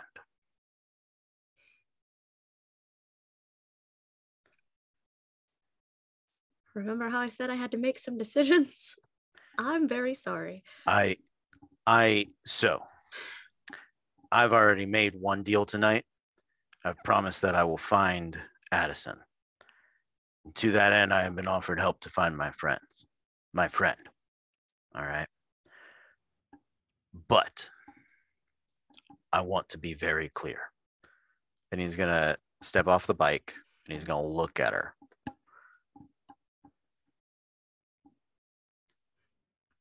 I will burn the ivory tower to the ground. I will take every member of true faith and kindred with me. I will find Abernathy.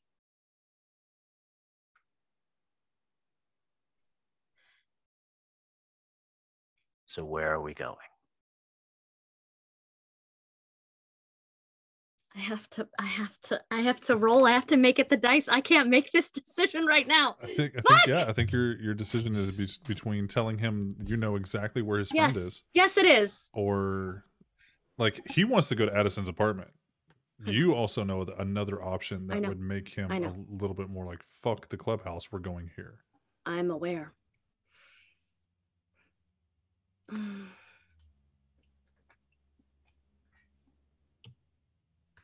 To be fair, you've got some time between. So it is closer to. Ancient Site is closer to the clubhouse than Addison's apartment is. I know. I'm saying for tonight,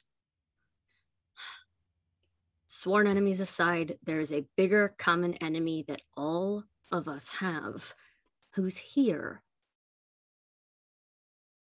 And wherever your friend is, these people are a bigger threat. I promise you. I'd like to make an insight check. I didn't lie. I specifically said wherever. Insight for what? Are you looking for truth telling, or are you looking for like, is she hiding more? So the thought that Victor has just had and put together is that there is a bigger threat.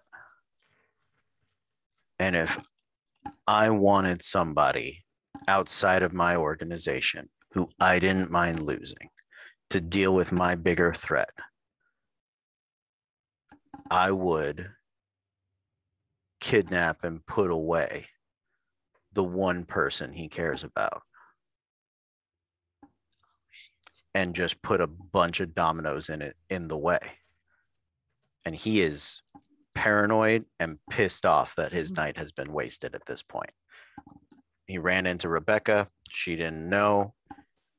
So he's now taking a moment to figure out if the coterie is playing him. Okay. And I'm going to roll some composure for myself because I'm letting the dice decide what Siren's doing. Composure insight? I'm doing composure resolve. Okay. So. Yeah. Now we have one boon dice. Cody, since you initiated the roll, you can use it if you would want. If not, if he decides not to, Siren can. I appreciate it. No, you can if you want. Yep. Yep. Didn't make a difference. All right. I have 4 successes, 2 criticals that are not hunger dice. Oof. That is a perfect roll for me, essentially. Yep. What do you got?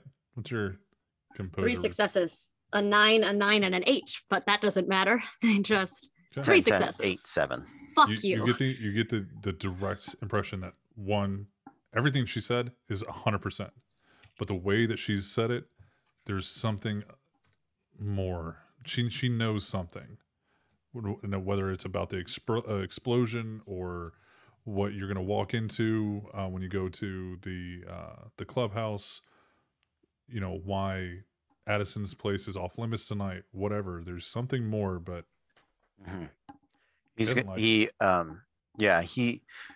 looks at it and he grabs a handlebar like he's gonna remount, and he clicks off the engine, and then he takes a step back. Why do you want me to go to the prince? I want you to go to the prince because I'm going to the prince, because I was instructed to go. And because at present, I already have more than enough people I'm worrying about. You may be new to the group, but I'm choosing to treat you like you're part of it. And for me, that means making sure I keep an eye on as many of you as I can. I am sure you understand that. Each other. Okay. You want honest? Yes. Let's be fucking blunt. Are you planning a coup against our prince? If you go in there, are you just going to murder people? If I have to. And what decides if you have to? Well, usually the truth decides what I have to do and what I don't have to do. Now, I've already been cooperated with and helped by some of the least likely individuals. They have something that they need, and so do I. Mutual need makes for good business. I just need all of us to get out of this alive. Well, it's a little late for that. I need all of us to get out of this in the same state which we entered the evening.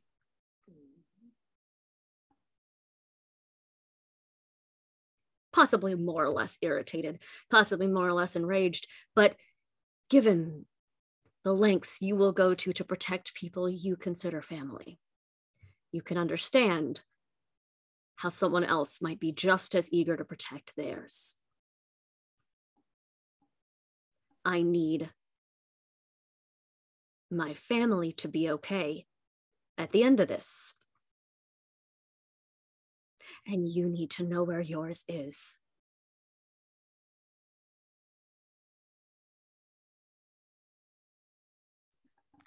Shame that those two goals don't coincide. Get off my bike. I throw her off the fucking bike as hard as I can. I'll enact potence and celerity and chuck her ass like into the yard of a house behind me. Just there's fucking very far. little that Siren could do to stop that from happening with his celerity and potence. It's fine. You do have celerity.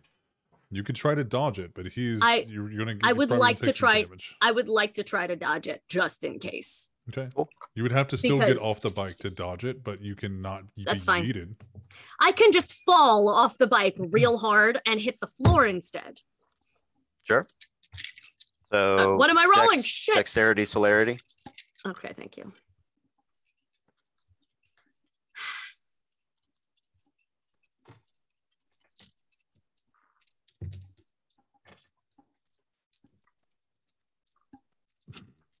I hate this. I hate this game. Okay. I kind of want to use the boon dice. Go for it. But I already used one Yeah, tonight. go if you want to use it. If you got it, do I'm it. using it. Yes. 3 successes. Okay. 4 successes, 1 critical, and a natural 1 on a hunger die. Good fine. Lord. So you try to dodge, and you actually kind of help him yeet you because Good, you're trying to excellent. get so far away, like from Sounds him. right. And he just kind of like uses your own momentum to help fling you even further. Now, are you driving off? Yeah, Okay. yeah. So- As soon as she's out in the bushes or off my bike, I'm gonna turn it on, and I'm gonna take a scan. And I know where Addison's apartment is, Mhm. and I know I didn't get my cards back. God damn it.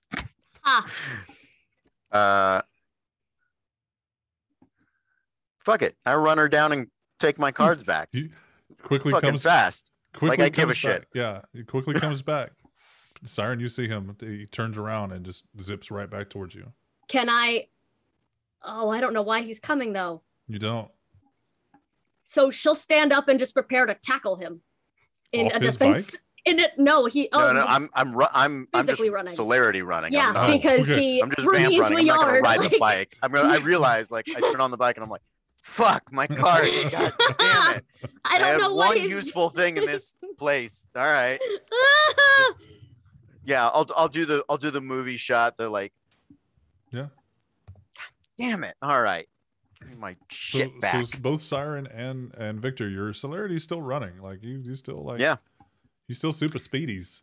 I hate Yeah. it here. Yeah, I mean, so mine's a 3. I can blink in a straight line. Yeah. I can. But you threw Do me that. behind a house, so you have to That's fine. move. running. Okay, so if he threw you for behind a house, you don't see him coming, and he very quickly Shit! is just like poof. He's like directly in front of your face. Yeah, I will. With one, like I'm gonna just put one hand, grab her clothes with one hand, and then start reaching in her pockets. And fuck, because this is better than the alternative. She fucked up, okay? I know where she is, but you can't do anything about it yet, so I'm just trying to keep everybody fucking alive. Oh fuck. Up. We're just gonna pick her up. Yep. Super green. I need you to take a very deep breath. And I need you to say that slower.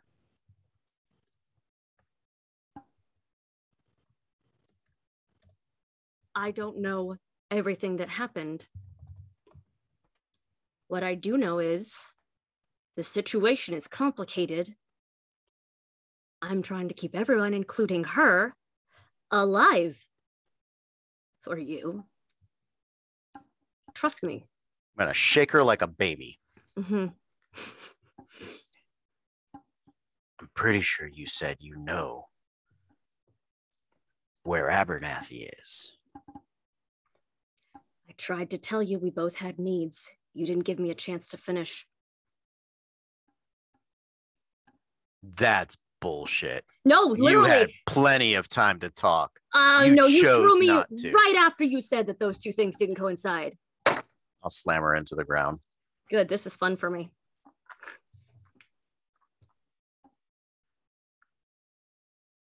Where is my friend? I can't tell you that right now. Because you interrupting could hurt a lot of people. I understand that. If you want to see your next nightfall, you will tell me where my friend is. It won't matter if I do, if the people I'm trying to protect don't survive the night too. They'll survive the night. Will they? I just said they would. You also said you wanted to be treated like heart of the coterie, and this isn't how we behave. We keep secrets from each other all the time for the good of the group, but we always do the right thing by each other in the end. I was waiting to tell you until we were all safe and we could figure out a plan, and maybe you could make some friends in higher places who could help you with this shit. That's the difference. Safe for you isn't safe for me. But it could I don't be. get to just walk in and say, please, I played nice with your kid. Maybe tonight you could have. Maybe tonight they need someone like you. Yeah, maybe they do. Maybe that's why they took my friend. Maybe they don't. Maybe they think I'm the reason the Second Inquisition is here. I don't know. And finding out is at the end of a very sharp piece of wood. Now, maybe if you had told me that you knew where my friend was, then I wouldn't have wasted the past hour and a half. Maybe then I would feel good about walking in to somebody's court. Until 3 minutes ago, it wasn't a decision I felt comfortable making on behalf of my entire group. It's still not a decision I feel great about. But do you want to hear something fucked up?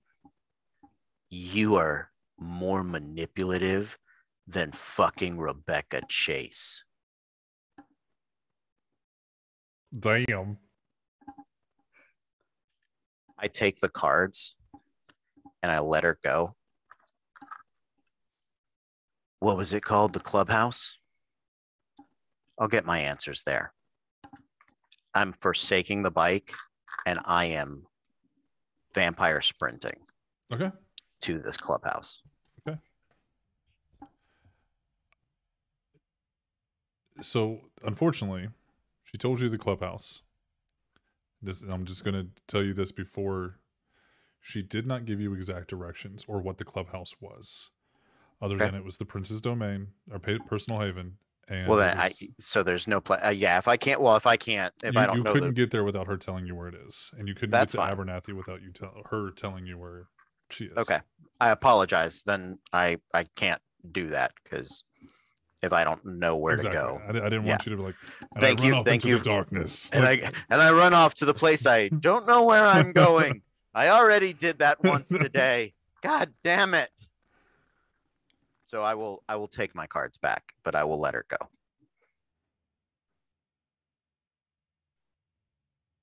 And I'm just gonna turn my back and slowly start walking to my bike. Siren, what do you do? Not a clue. So we're gonna flip over. Give Siren a little bit to actually think about that. Jem, you are arriving at the clubhouse, and you see, because that's where you're going, right? The confused look is okay. No, that's just Oh, that's gotcha. just Jim's That's Jem. face. And so Just Jen's face. So the driver pulls up, and you get out, and he immediately drives away. He doesn't say anything to you other than like, "Hey, hope you have a good night. Be safe." And then Okay. he just drives. Out in front of the clubhouse, you see Lucy. Lucy is standing there, and she starts walking towards you like briskly, and you see that she has two guns, one in each hand. Jem, you need to get inside. Are you okay? Yeah, what's going on? We'll talk about it inside. You need to get safe. Okay. Where's everyone okay. else?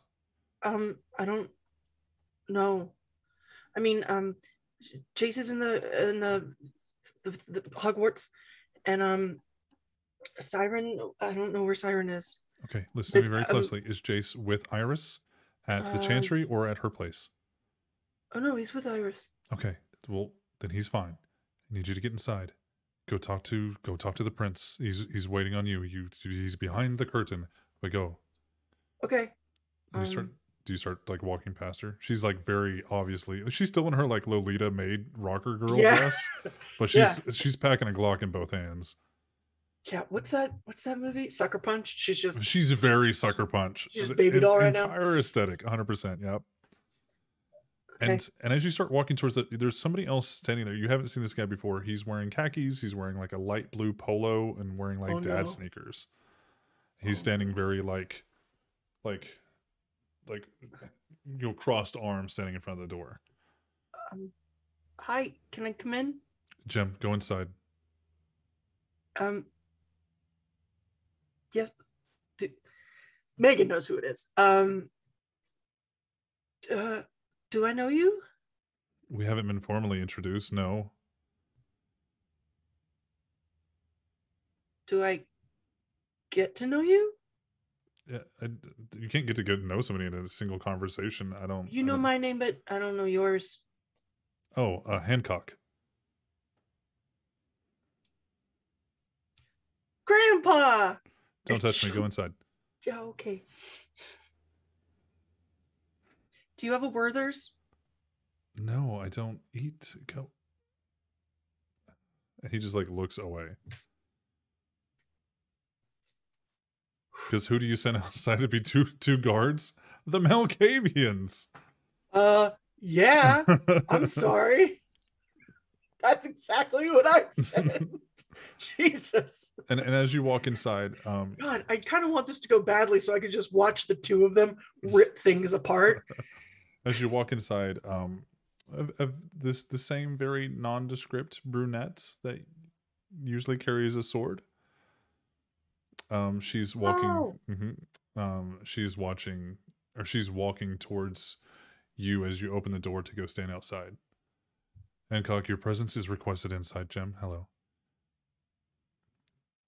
Primogens must go inside. It is my duty to stand outside and guard. And he goes, yes, but let's be realistic. What are you going to do? And you just hear like a click as you walk inside and the door shuts.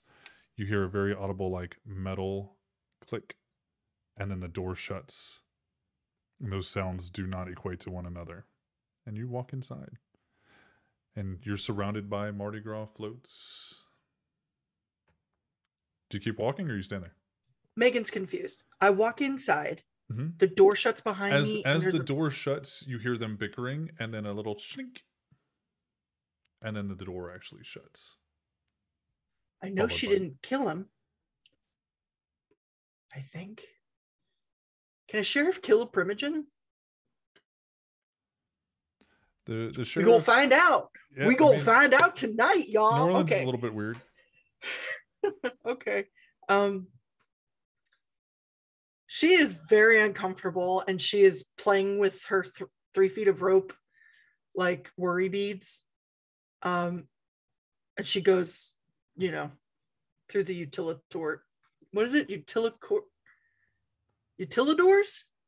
Utilidors. Yes. Yeah. Utilidors. Okay. And so you start walking through, and then a couple seconds later, as you're walking, you actually hear the door open up, and Hancock he's a foot inside the door, then he's 10 feet behind you, then he's 15 feet in front of you. Oh, okay. And then he's immediately through the dragon's mouth.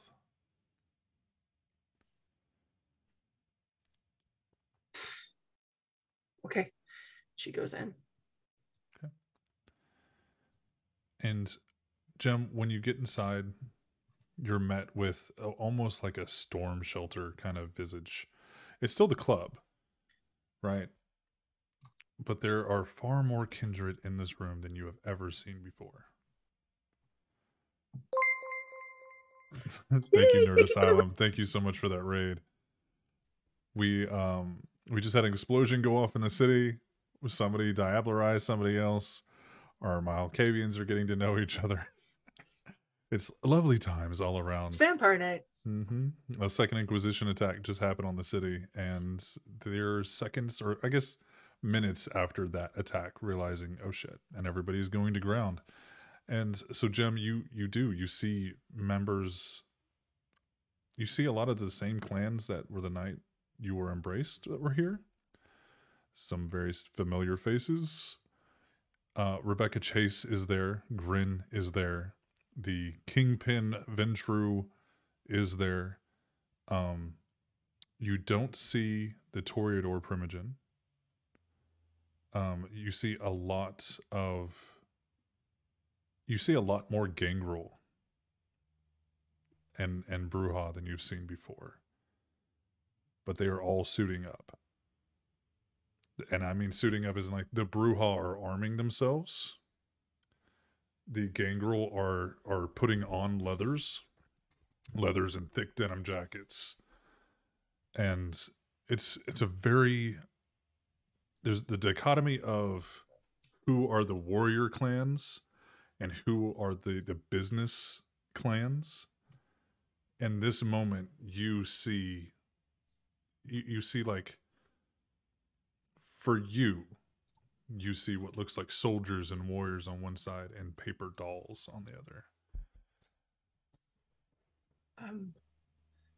She'll stop. By are Grimm and Rebecca Chase together? No. Or are they just on the same side? They're you while you look around, you see them both. Grin is to your left. He's more with the guys that are suiting up. He's giving orders. He's actually talking to some of his Nosferatu. And then you see Rebecca Chase just kind of sitting there, more anxious and antsy than you've ever seen her before.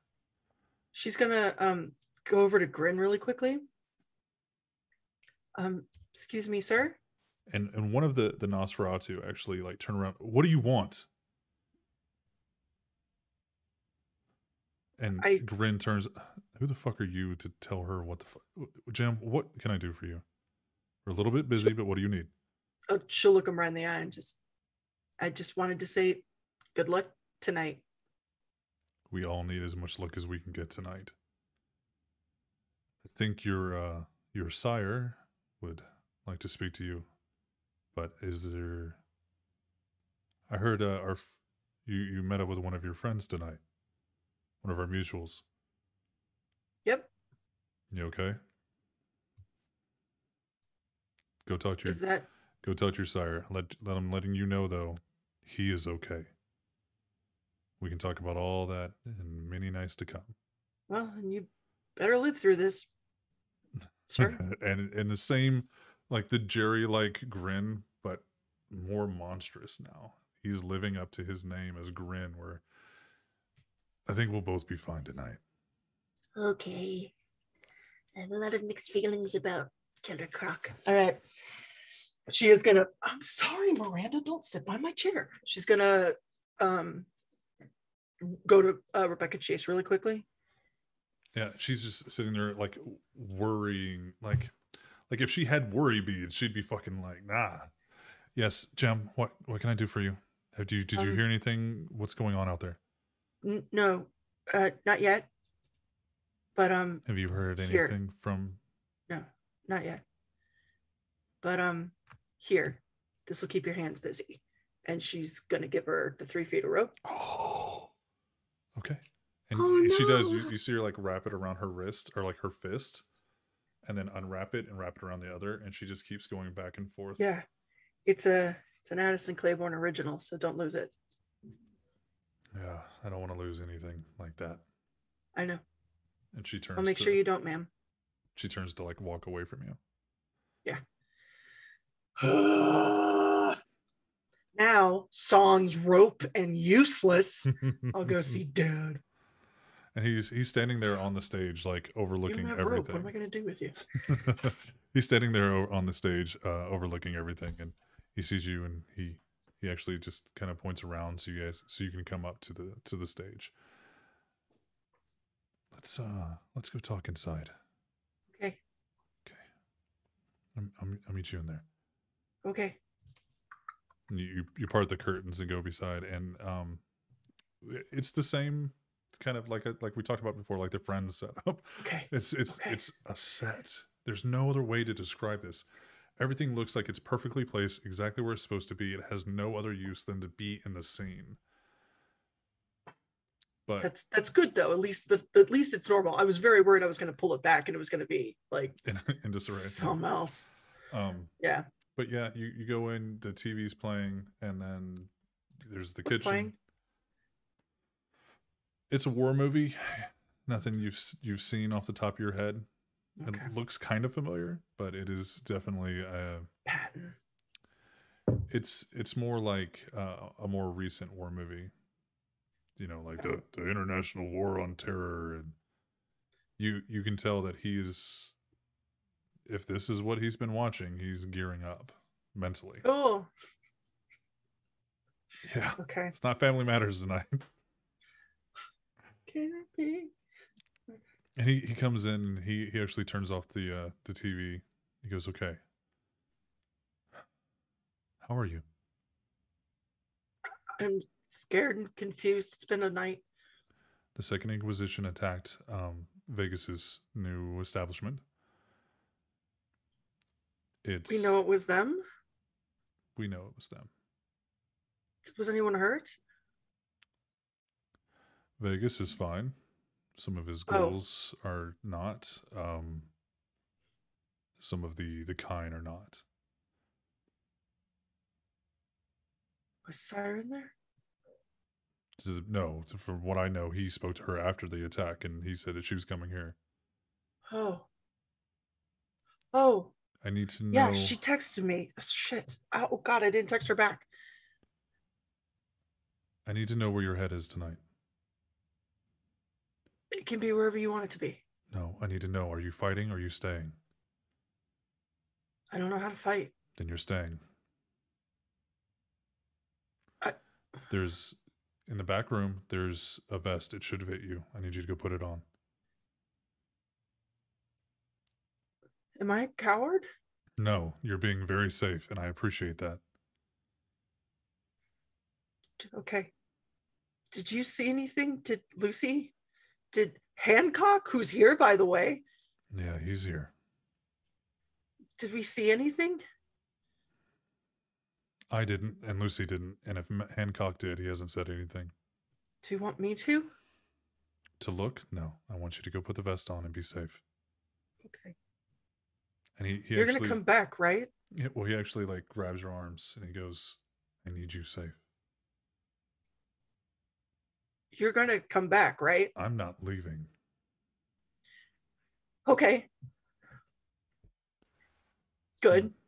And he actually turns to walk away from you and to go back out on the stage. She's gonna go put the vest on.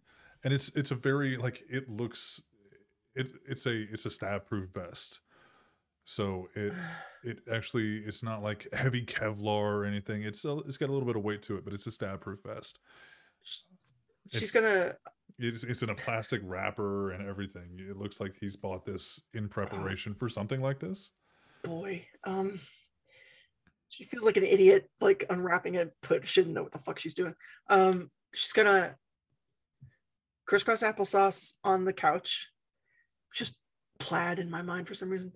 She's gonna turn on the TV and try to find like something that's sort of like witchy, spiritual, sci-fi, fantasy-ish,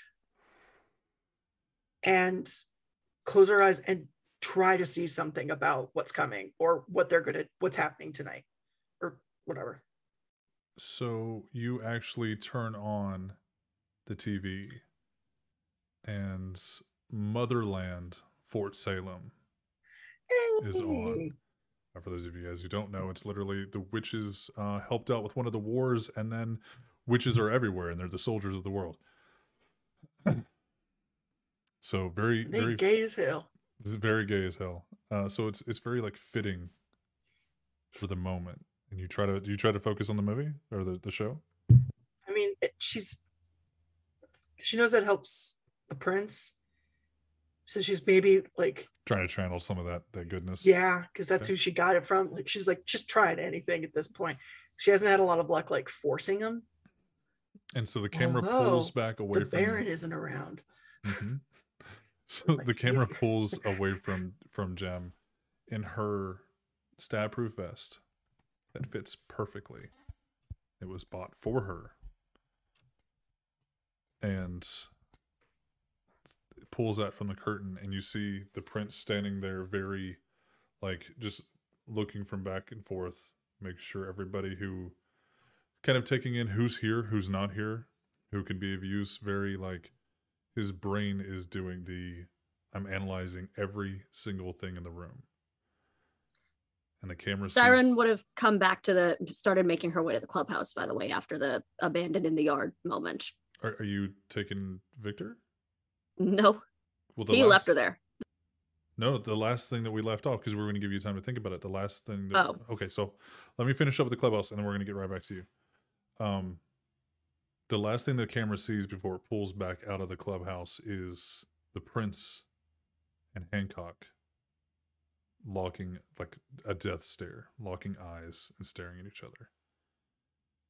And pulls out. We go across town, where Siren was making the decision of whether or not to take him to Iris's place or to the clubhouse. And that conversation of he wants to go to his friend and it might be dangerous for him to go to the clubhouse. Just give me a fucking minute, would you? She picks up the phone and calls Jem. Jem, your phone rings. I stop. Motherfucker. Oh, God. Okay. Hello? Are you there? Siren, are you okay? No, but I will be. Are you there? Yes, ma'am. Is Vegas there yet? Is Vegas there yet? Vegas isn't there yet. You have not seen I didn't see him. I haven't seen him, but he's alive. He's okay. Great.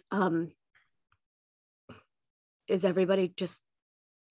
He made it sound like everyone was going there. Is everyone... What's going on? They're suiting up. It's weird. Ask... They're going to fight them, aren't they?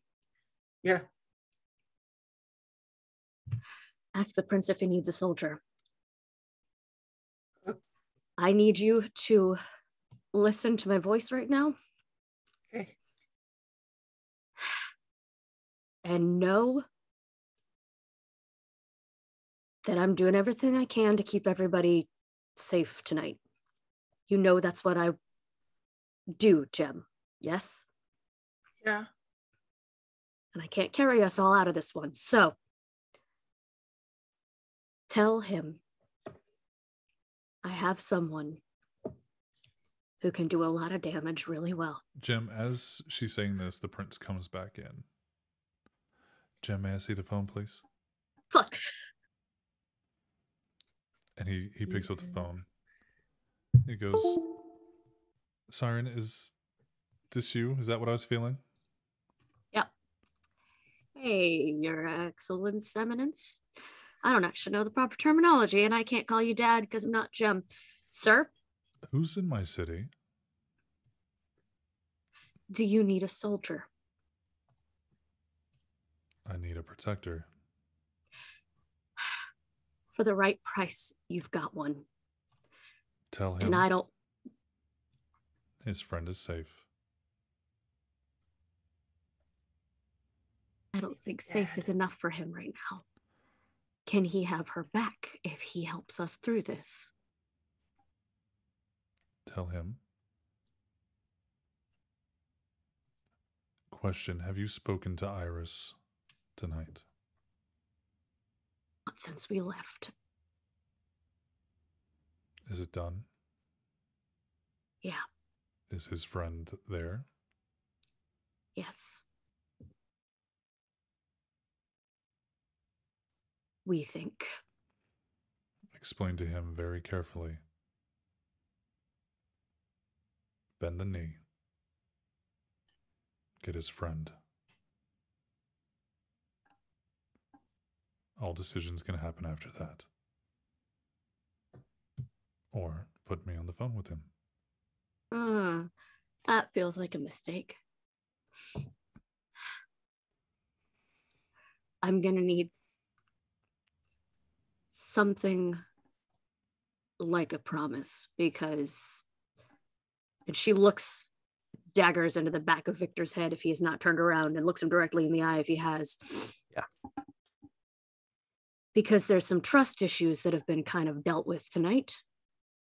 And I don't think my word is good enough. Let me speak to him.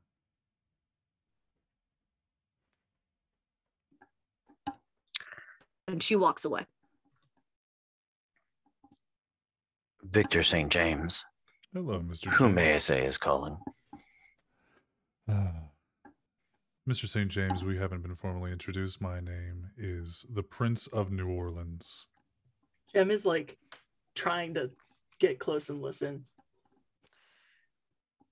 I apologize. Allow me to make my introduction. Former Alistair of the Camarilla. Notice that said former, so you'll understand if I'm not terribly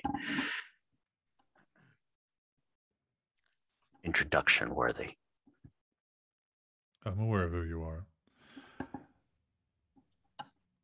Both the Primogen and the Primogen Grin and another associates has let me know that you're in the city.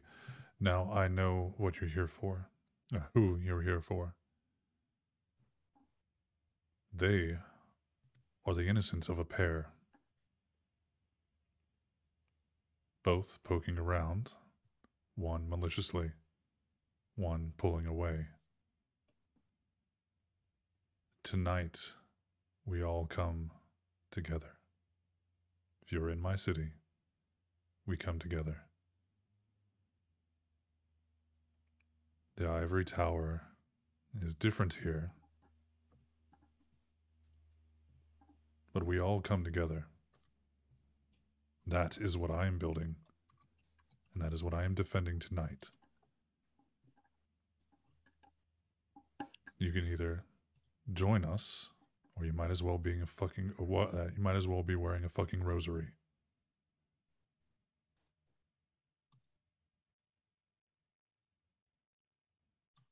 Your friend's debt will be paid upon your service.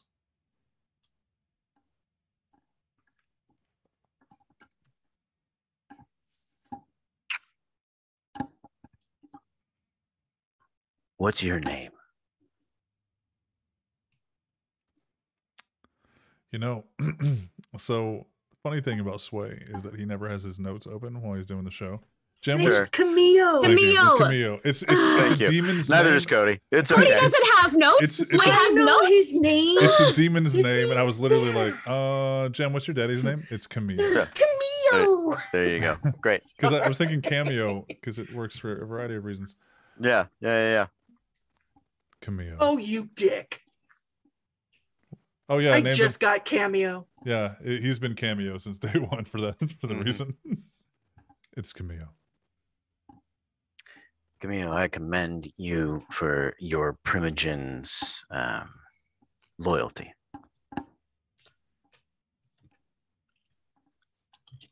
You have something I want. I will work for it. But the only way you're going to get me to rejoin the ivory tower is if you seriously take to heart all of, well, let's just call them some Bruja ideals. I think that can be arranged. Listen closely. And he tells you the address to the ancient site. Tonight, what I need from you to get what you need and what I need. We're going to get our people safe, aren't we, Mr. St. James? Yeah, I like keeping people safe.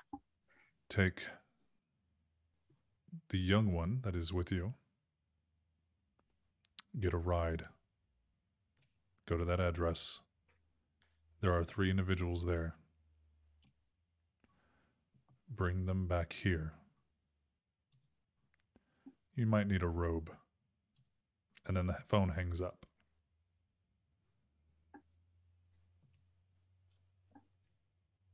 I'm gonna go to Siren and give her back the phone. Smart. I usually am. We're going to go get some friends and keep them safe. Funny. Sounds just like my idea.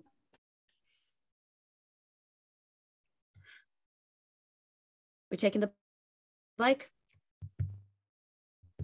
Most of the way. We'll get a people mover after that.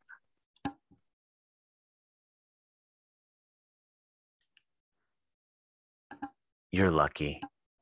Hmm. Not good. I'll mount up. Begrudgingly, she will as well. And you guys And- zip off. Yeah. Go ahead. Off we go. Yeah, please go ahead. And very quickly, you guys arrive at the ancient site. And Siren, you realize, even without him telling you anything, because you guys are not on great terms at the moment, is that the prince must have sent him here to retrieve people, to get people safe. And you guys arrive at the ancient site. Now, what you see, Victor, is a metaphysical store. Looks kind of like very tourist trappy, but there's some stuff that doesn't fit the tourist trap mold. Some of it's older, some of it's while you peer inside. Now, the sign does say closed because I believe it was either Siren or Jem actually flipped the sign closed when they went in last time. But neither one of them locked the doors because they don't have the key and they can't lock the door from the outside. So the store is unlocked. So I leave you guys there on the street facing the ancient site. Are you calling a car or am I stealing one? Already got one. She's been had it queued up on the drive, seeing who is closest at any given moment. So, yeah. He's gonna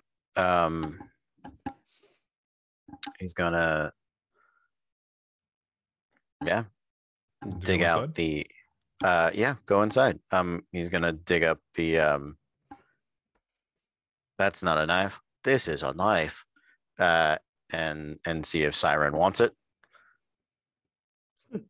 I'm good.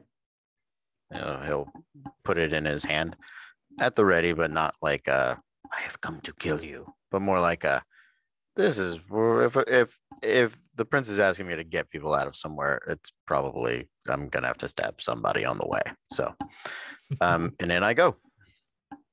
And you do. You walk in and you see a little seating area, a little tea sipping area on the left-hand side, and some stairs behind that. And then a store. There's a register. There's a little tarot reading sitting area.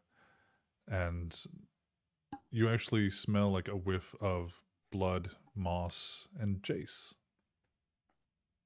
Can I follow the smell? If not, I'll look to Siren for where to go. Yeah, it's like the smell of jace just permeates the store. No, Siren's just walking where she knows she needs to go. Yeah. Great. She is done wasting time. This man talks too slow, and it's time to fucking go. If they're being sent here and it's time to get shit done, let's get shit done. So yeah, Victor, you realize that you're probably here to get at least Jace. Pixie obviously knows her way around. You're not sure who else you're supposed to come here to get. And Siren, you go upstairs, and there's just a crack in the door that you guys left before. And Iris, some shit's happening, and I need you to pack up real quick. You need to come in here. In we go. And Jace, you're finally waking up. You feel amazing. You feel stronger. You feel faster. And Siren, when you see him, he looks not like the Baron. And then in comes Victor. And Victor, you see Abernathy in their undergarments for the most part. Their chest is bound. There is a stake through their heart sitting on one altar, and Jace just slowly coming to on the other altar, and Iris is sitting her up. Siren, who's this? No time for that right now. But I'm assuming that since he was sent here and he knows that one, that the prince is okay with us moving all three of you to a safe location, because nowhere in this town is about to be a safe location. Why? What is going on? Big, bad. Just trust me. We gotta go. The prince sent... Who are you? She looks to you. You're St. James. And you're Iris? I'm Iris. You're okay, Victor St. James. Jace, how are you feeling? Like, she just zero fucks. Jace, how are you feeling? You're muted, He's so quiet. he's He's feeling feeling so quiet. He's lost his voice. Siren, wait. That's not okay, Iris. The one thing I've made didn't want Jace to sideline lose. the entire show. And it's just... It's all good. And now the rest of the night is you. The rest of us are gonna shut up. It's no. just Jace. No. I feel fine, good. How long have I been out? Not very long at all. You would have been out good. a lot longer. Oh. Apparently, we're all going to go. Where are we going? Big bad. Oh, where are we going? To safety. She's having I had a bad experience. Damn it, I'm deaf. Like, moment of, we are going is the point. Prince requires me to bring the three of you to his, what'd you call it, clubhouse? Let's go. And there's been an attack by clubhouse, the Second Inquisition. You say clubhouse and Second Inquisition. She goes, okay. Jace, follow Siren. Yeah. Do you need me to? Do you walk? need help? Do you need help closing up the store? No, fuck the store. Not a good time. Mr. St. James, did he mention how he wanted our individual here alive? What passes as it? Understood. As is, ready to serve, or are we actually going to This is payment for a debt. He works, she goes free. Fair So enough. make sure she's in a position to go free. Sir, your payment is on the table. Jace, with me. All right. I'll grab Abernathy and I will unstake them. I'm going to fucking kill all of these fucking people. And I'm gonna push them back down. That little fucker ate Francis. Hi, Alice, I'm assuming we don't have time for this right now. There are bigger problems at stake. Excuse the pun. Can we fight about this later? I've had about enough of this tonight. This kind of attitude from anybody. Can we go? The fucking blood mages did it, Victor. The Vitru fucking sold me to the goddamn blood mages. And they get up. And as clad as they are at the moment, start walking out of the fucking door. Sold. Good to know.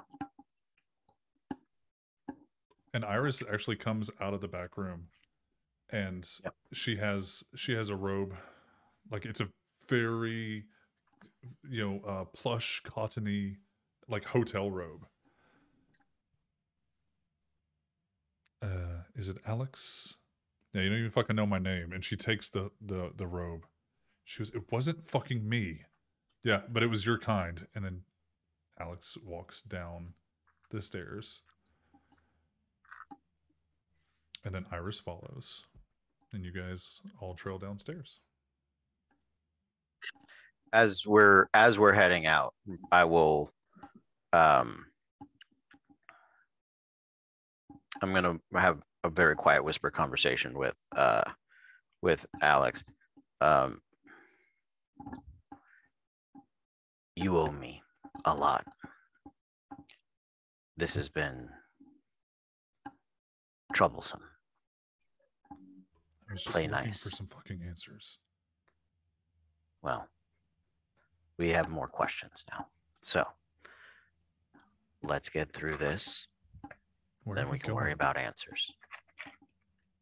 Where are we going? Going to the Ivory Tower. Oh, for fuck's sake. And the camera cuts.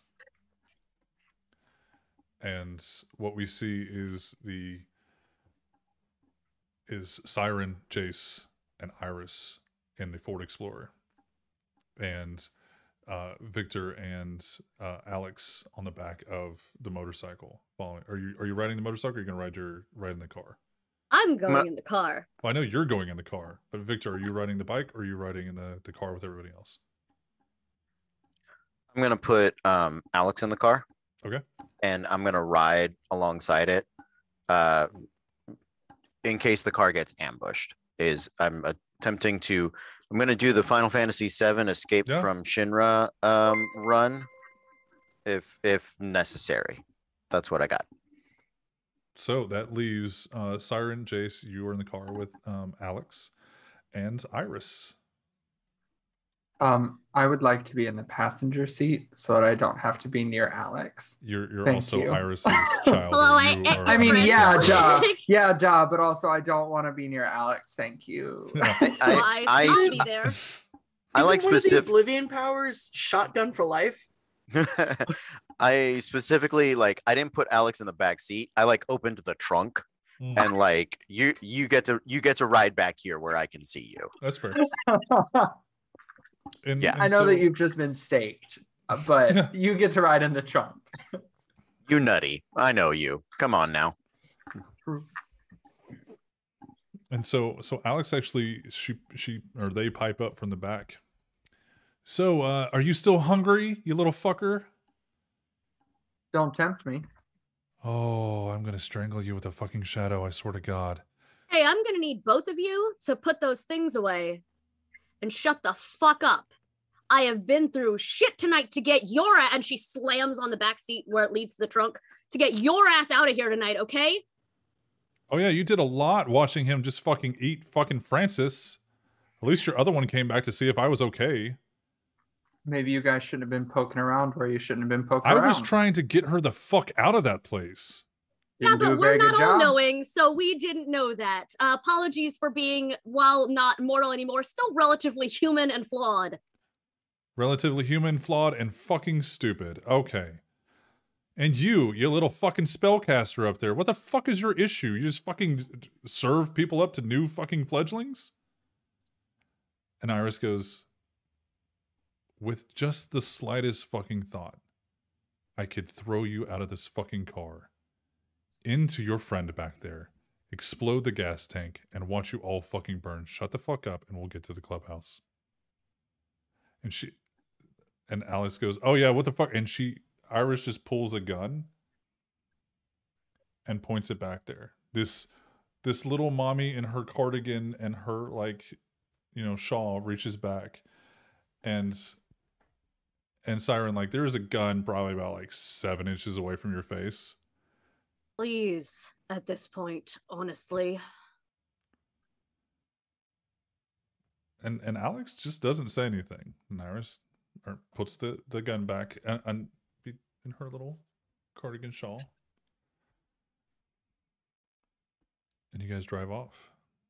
Is there anything you would like to left to say in the car ride before you guys get to the clubhouse? Don't y'all fucking dare. I just want to pull out my phone. Yeah. And check on my missed text messages. Well, like, come on. And as soon as you pull it out, it actually connects to the tower. And about this time, you and Iris's phone is just going crazy, going off. Iris is getting phone calls. You're getting text messages from the group. Mm-hmm. You actually have a text message from a couple unknown numbers that, where is she? Where is she? Where is Iris? Oh. Where is Iris? Oh, okay. The fuck have you done with her? Where is Iris? And there's nothing, like, there's no really way to like respond to them, but there's no like follow up. Yeah. I mean, like, with the one that says, what have you done with her? He'll just say, LOL, we're on our way. And then he will text Siren and Jem, leaving Addison out of the group text because he hasn't answered. But Jem on our way. Thumbs up. We have a guest. See you soon.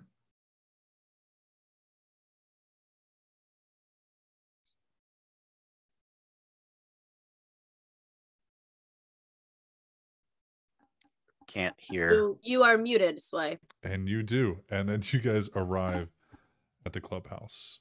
She'll tell him, they're coming. Okay. Everybody? Mm-hmm. Jace? Mm-hmm. Iris? Everybody. Okay. Vest. Okay, the vest fits. Don't let Hancock fuck with you. What does that mean?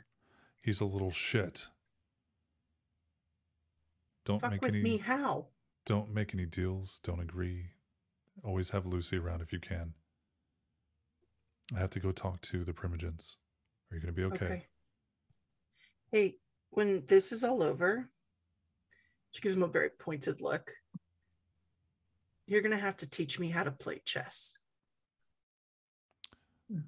When this is all over, I will have Lucy teach me how to play chess.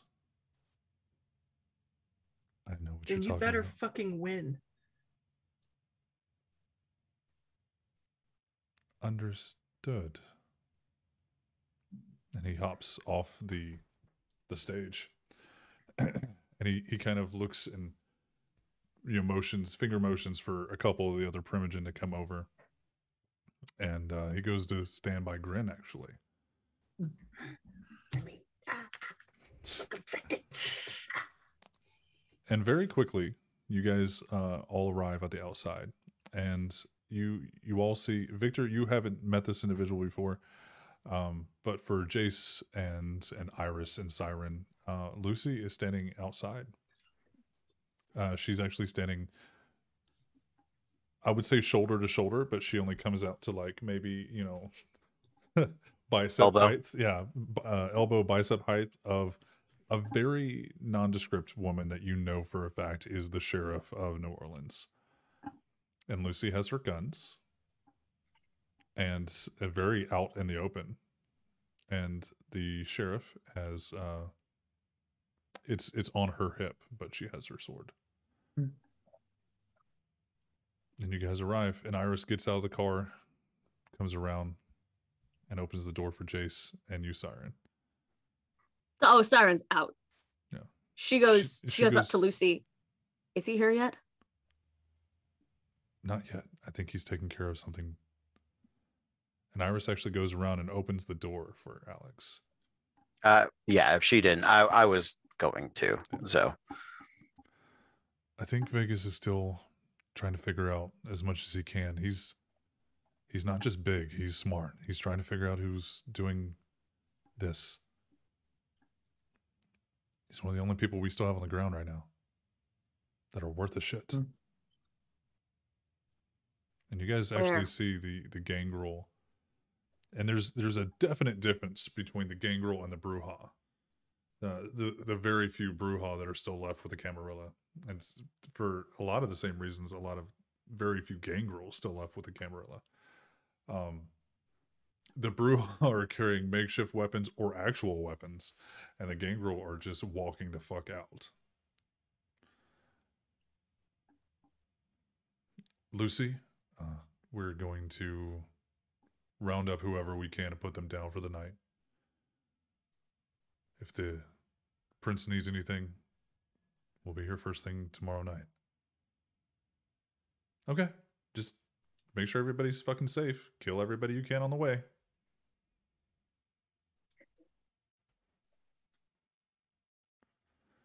And both one of the gangrel and the Bruja go, got it. Is he okay? And she goes, he's as fine as he always is. He's not liking what's happening to his fucking city right now. So that's what we're going to send you guys to help clean up. The Nos are already out there. They always fucking are. If you need help, get with the Nos. And both the Bruja and the gangrel roll their fucking eyes. If we need help, we're already fucked. don't be stupid. And then one of them makes eye contact, and you don't know him, but he obviously fucking knows you. Yeah. And the eyebrows like raised, and he goes, wasn't planning on it, and just kind of just walks away. Eyes win wars, not guns.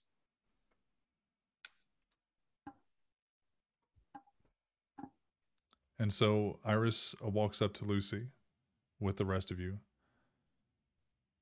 When are we getting you inside, little one? And Lucy goes, I can fucking take care of myself. Okay, I know I'm this fucking big, but these make up for it. She goes, I need to really get you better guns. It's fine. I can take care of it myself. Go the fuck inside. Remember, you just helped him come to existence. I'm a little bit higher up on the totem pole. And Iris leans down and kisses Lucy on the cheek. Don't fucking stay out here all night. And walks inside. Does she linger? After the kiss, she kisses her on the cheek and then says, don't be out here all fucking night. Mm-hmm. Jace, I think we're step siblings. Oh no, I ship that so hard now. Listen, I just You were like give the it shipping to me. Iris in Vegas like 2 episodes ago. No. I am so happy. I was not. I have nothing but thoughts of the two of them going on like weird girl trips where they just buy guns. Please. Jace, you seem to be doing okay. How'd everything go tonight? You kind of had a fight. Fine. Okay. We'll go inside. Don't write anything down. All right. I'll try not to. He'll pat his little side bag. We'll burn your And- entire fucking existence down. I know. You'll make a paper mache before you do so. I know. I will I make know. a paper mache out of your fucking ashes. Go the fuck inside. That feels right. That Siren, feels how's right. it going? Going fucking great. I hear people are going and fighting. There are some people that you can't tell not to go fight shit. So great, good. Count me amongst them and tell me where Vegas is. So you're not going fucking anywhere. You're gonna go the fucking side and do as you're told by your sire and me. Go the fucking side. He'll be here soon. You don't know where the fuck he's at, and I'm not gonna fucking tell you. Pulls out phone to start texting him. Hey, Clubhouse question mark. If I have to stay here, you have to stay here. Busy. Yeah, I know. Either let me come help or get the fuck back here. Be there soon. I hate you. Not Vegas, you personally. Hang out outside for a few minutes. Sun's not coming up for an hour or so. Yeah. The sun is quickly coming up, but you guys do have about an hour and a half left. And Lucy then walks stay over outside to you. with Lucy. Yeah, Lucy actually walks, and you can go with her, but she actually walks over to Victor. I'll stay separate from Lucy. I'll just watch. Hey, thank you so Hi, much thank you, for the Raid. We What's love up? you. Yeah, thank you, Red. So Lucy walks over to you, Victor. I was told that you were going to be joining us for a little bit. I know a little bit about your background. I heard you are a badass motherfucker. And what you're looking at is like a 5'0". She's mixed. It could be a little Latina, a little African American, a little white. She's gorgeous, but you can't really get like, you were from here. Sure. And she's in her little Lolita maid dress, and she's got headphones on, and you can hear the music with even if you were still mortal, your human hearing, you could hear this music. She's talking plain and simple and very calm, but the music is blasting in your ears, and they have little cat ears on them, just like every streamer girl in the world. Of course. Absolutely. But she's got her arms down the side, and she's got 2 Glock 19s in her hand. She's talking to you very calmly. Yeah. As she calls me a badass motherfucker, just sort of yeah, sometimes. And I've heard different names. Alexi, Alex, Alice, and she starts listing and she goes, it's Alex right now. She's okay. I heard you like really old shit, and maybe you stuck your nose somewhere it didn't go. I was actually here to kind of pull one of my friends out from doing some dumb shit. She wasn't supposed to be here, and we were here doing an investigation. I was told to politely leave the city, and she goes, okay. Just, are you good? No, I'm not fucking good. Okay. I'm just gonna grab Alex's shoulder and start to push, and then stop, because I respect Lucy standing outside with a bunch of guns. Pull Alex back and say, I said behave.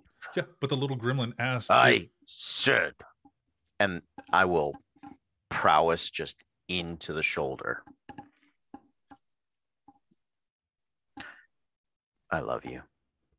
You saved my life. I will take yours.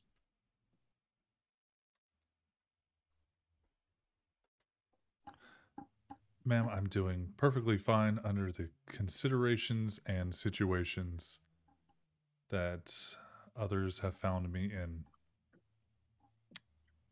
Yep. And Lucy goes, yeah, I see that.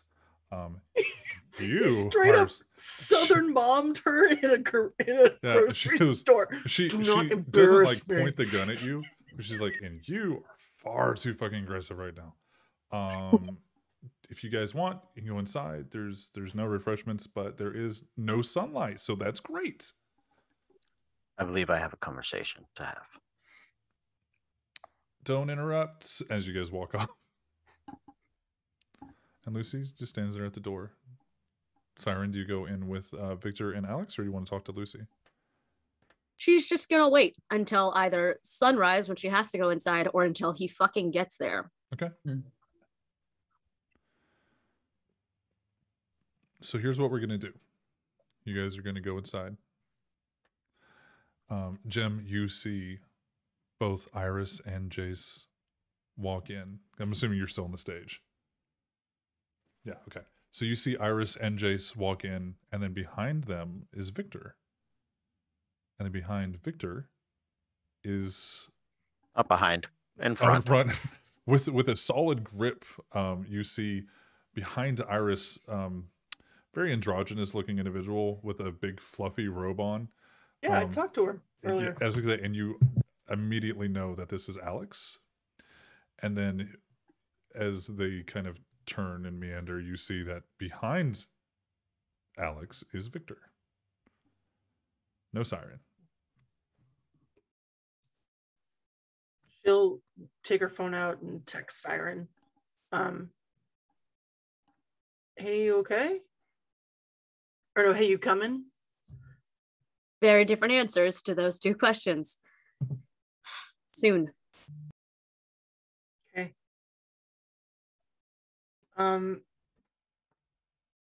Prince is still talking to the Primogens, yes?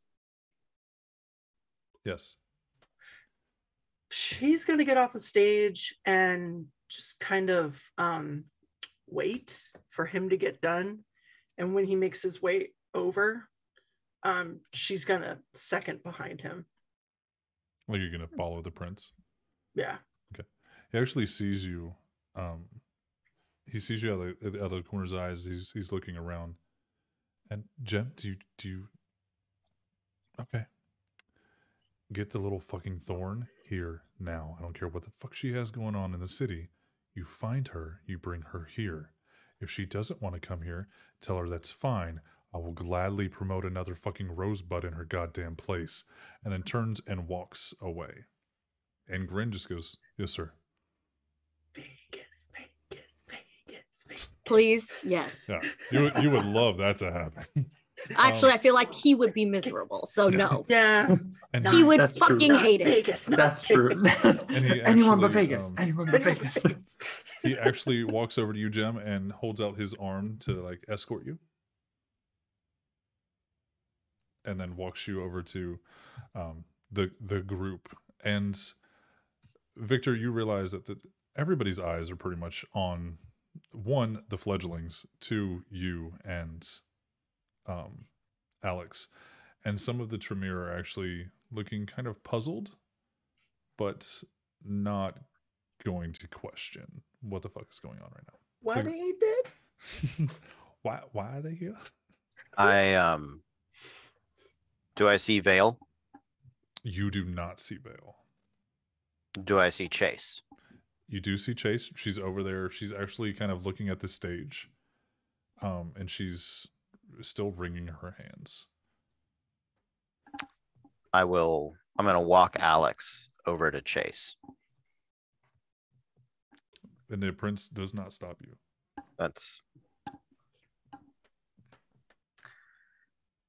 I appreciate your he's just gonna hand it to her. Appreciate your help. I understand why secrecy is not always possible. What are you talking about?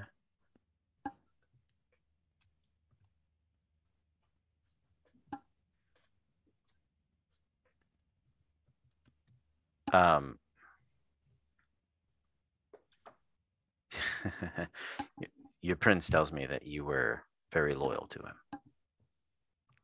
I haven't told the prince anything. That's fine. There's also a matter of, what was the word you used, Alex? Sold?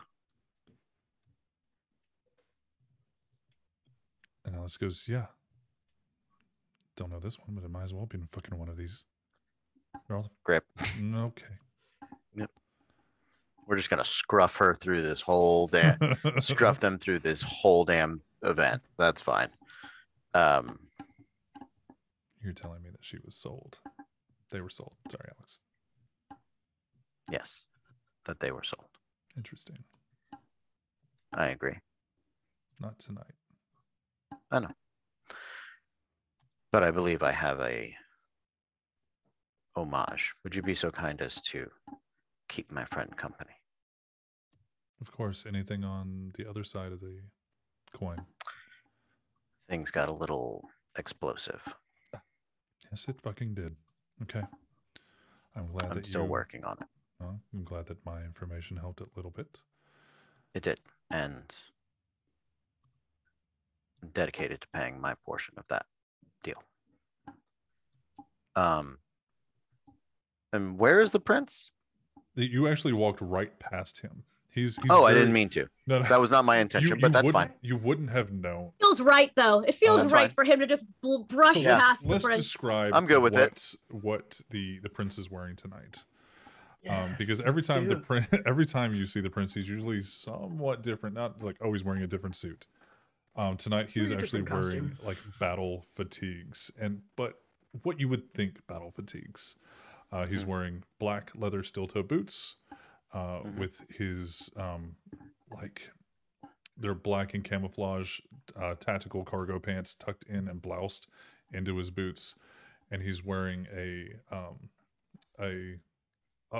very skin tight black long sleeve shirt with a black same vest that Jem is wearing, a tactical stab proof vest, and it has where Jem's vest has like Velcro but there's nothing on it, his actually has a crown, but it's very like, it's not a tactical crown, it just happens to be a crown that has Velcro on the back of it right to his chest.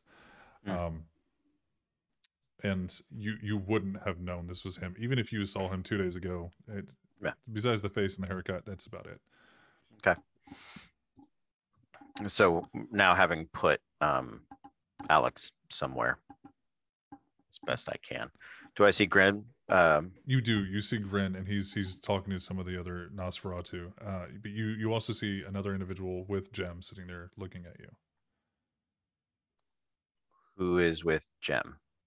The prince is with That's Jem. the prince. Yes, that's. I'm just saying, you okay. see a random dude. Yes, I see a random dude. Yeah. I don't know Being that they're the prince. escorted. That's by a fine. That looks soldier. great. I'm gonna talk to Grin first until I meet the prince. That's fine. I'm gonna walk by. I'm sure I walk by the prince again. You do. He just kind of turns. Yep. And then looks. And Just lets it happen. yeah. And Mr.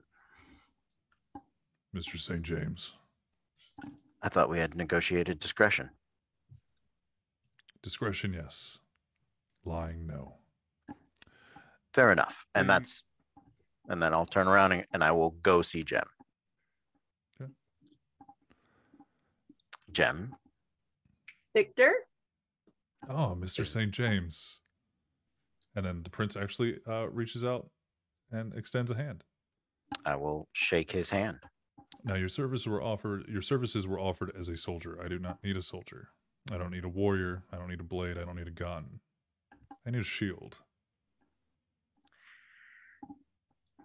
The shield can be pointy. Shield. The shield can be bladed. The shield can, but I need a protector. May I make a suggestion? I Always. think you need a detective. Because I think there's something rotten in the state of Denmark. Good reference. He smiles, and then he looks over to the Nosferatu. Think you can do better than the big guy? No. But sometimes a second set of eyes doesn't hurt.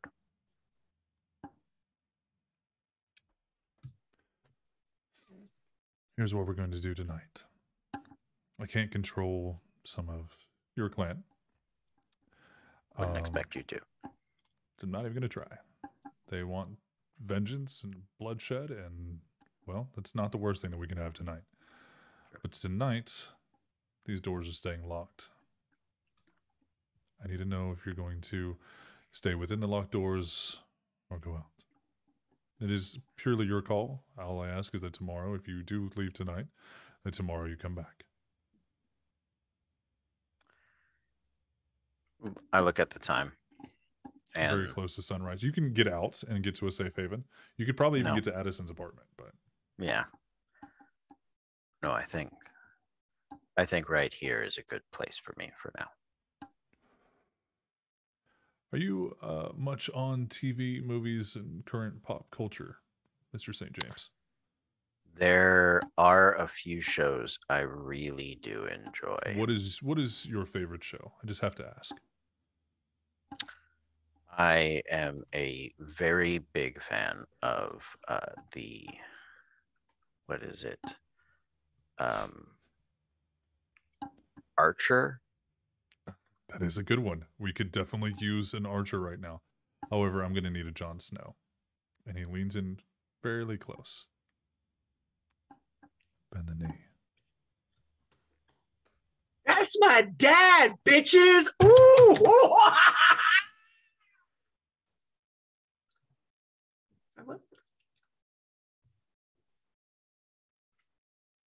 You have your friend. You have your shield. Glad to have you. I don't expect complete, unerring loyalty. You won't get it. I expect upfrontness, honestness. I am both of those things. You fucked up. And so did they. I look at the Ventru. And so did they. And I look at Grin and the Nosferatu. Second Inquisition in your city. Killing your childer.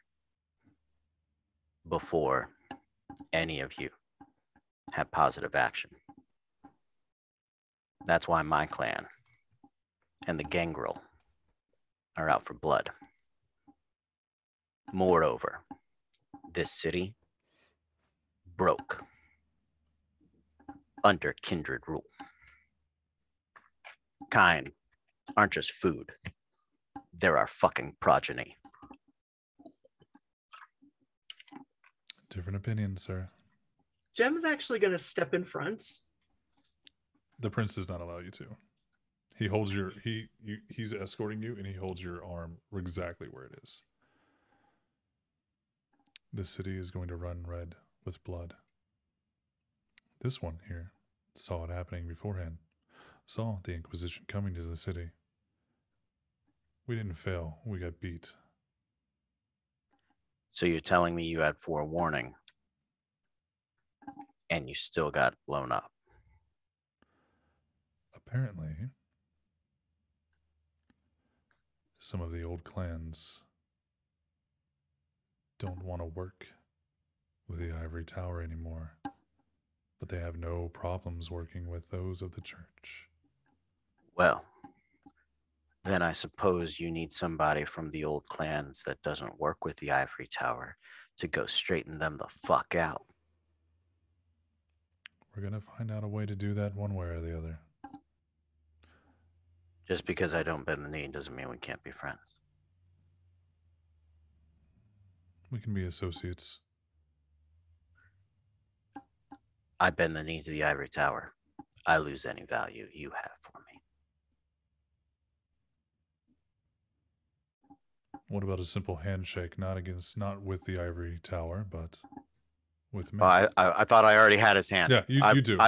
Yeah, do. great. Okay. Like good. there's never been he hasn't let go. Yeah, no, that's fine. Yeah, we do the man shake and talk. I'm about it. Let's saw some wood. Talk. Saw some wood. Yeah, we're just gonna saw Back some and wood. forth it, back and forth. Sawing Yeah. some wood. And as far as the loyalty of my primogen, some needs to be ironed out. Like I said, I have respect for that. What I For will the say- decisions they made. What I will say is the one that you've made a deal with doesn't hold the only spies in the city. I didn't suspect so. And he actually, shakes his head. Join me over here by the stage. Sure. Yeah, I'll go with him. Jem, you can go if you want to. He does let go of your arm, but you can go with. He doesn't try to stop you.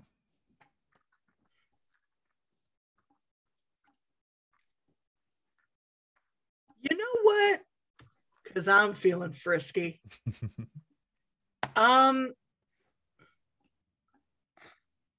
She's gonna go find Hancock. Oh shit.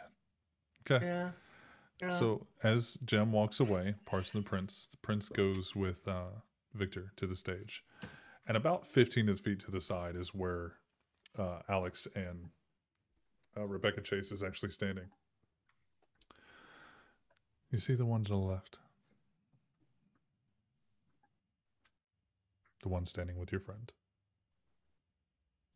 Talking to me? Yeah, talking to you. Yes. Great. Yes. Yes, I do see them. They're right there. Yes. That is the only one that I know that you can actually work with on an honest and level playing field. I know you said they fucked up.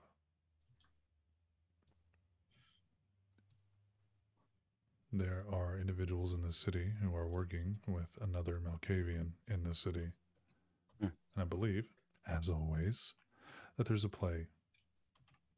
Now, whether they are working with the Second Inquisition or if they might just take this is divine coincidence. As far as who you can trust, you can make those decisions for yourselves. The only ones that I trust in this city are those that sleep with the dead.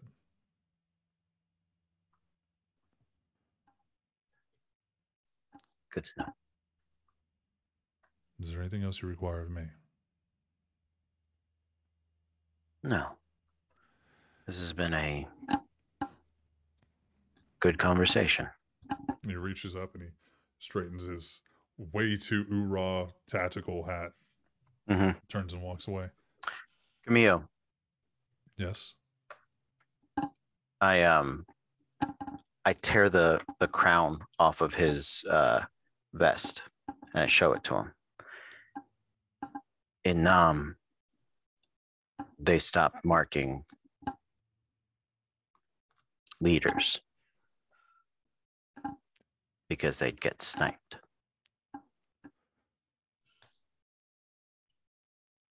And I'll tuck it into his vest.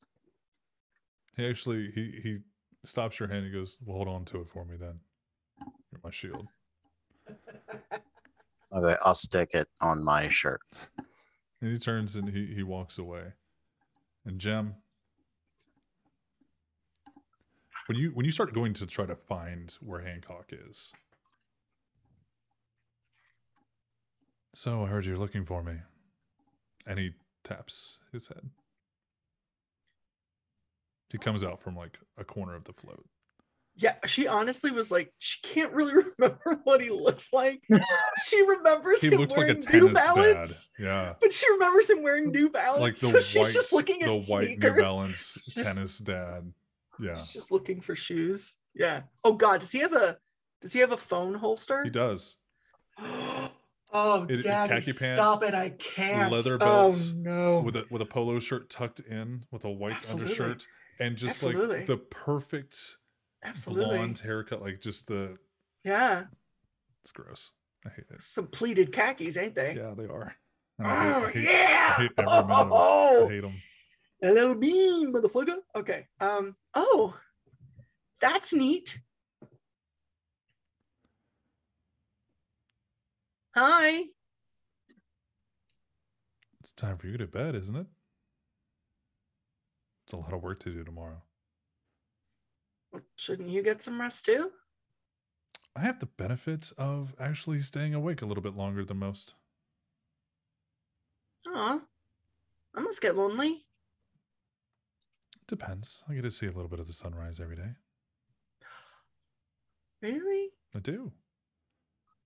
Maybe I'll show you sometime. And he walks away.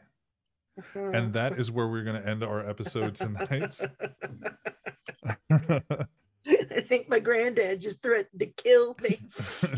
Jace, I'm so glad you survived. Me Sorry too. sorry you were sidelined for a little bit tonight, but It's all good. things had to be done. Yes. So sorry. Girl, I don't give a fuck. Well, That was I a mean, good hell, session. the coterie made you wait for like 8 hours of the night. That was last week. No Yeah. big deal. Yeah, but still. He got a nap. Motherfucker's living his best fantasy life right You now. know, He got honestly, oblivion I powers. got He got a nap. Yeah. I got a big meal. I got to take a nap. Yeah. I got to take a post Thanksgiving nap afterwards. Oh, the Mhm. And 100% best. So just gave the good. biggest button pusher in New Orleans the most overpowered power set ever. Blood magic They're and not shadow that magic strong. all at once. Well, that's true. That's true. The combination, however. I don't like that Hancock can read minds. He so every Malkavian has the what's the quote unquote like the madness network. Mm. Some are tied to it a little bit more than others. I don't like The whole fact that you can see premonitions and stuff is kind of tied to that. So I don't like that at all. No. And I don't like that they think he may have had a premonition, but just chose not to tell anybody. And I don't like it's one of those things like how would that you he know? threatened to show her the sunrise. What the fuck is wrong with him? He's just, you're the newest Malkavian. Maybe you can stay up to sunrise. You can't, by the way. But I'm aware. Oh, listen, I ain't So testing that don't. shit. I do want to real quick, like before he walks. I know we stopped, but yeah. she's gonna like have in Camille's apartment or whatever in his set, grabbed like a tissue or something, and she's gonna try to like sleight of hand it into his pocket because Granddad should always have a Kleenex on them. If he's Very not gonna have important. Werther's, he needs to have a Kleenex. Thank you so much for the The follow, dude. Werthers. And a Werther's.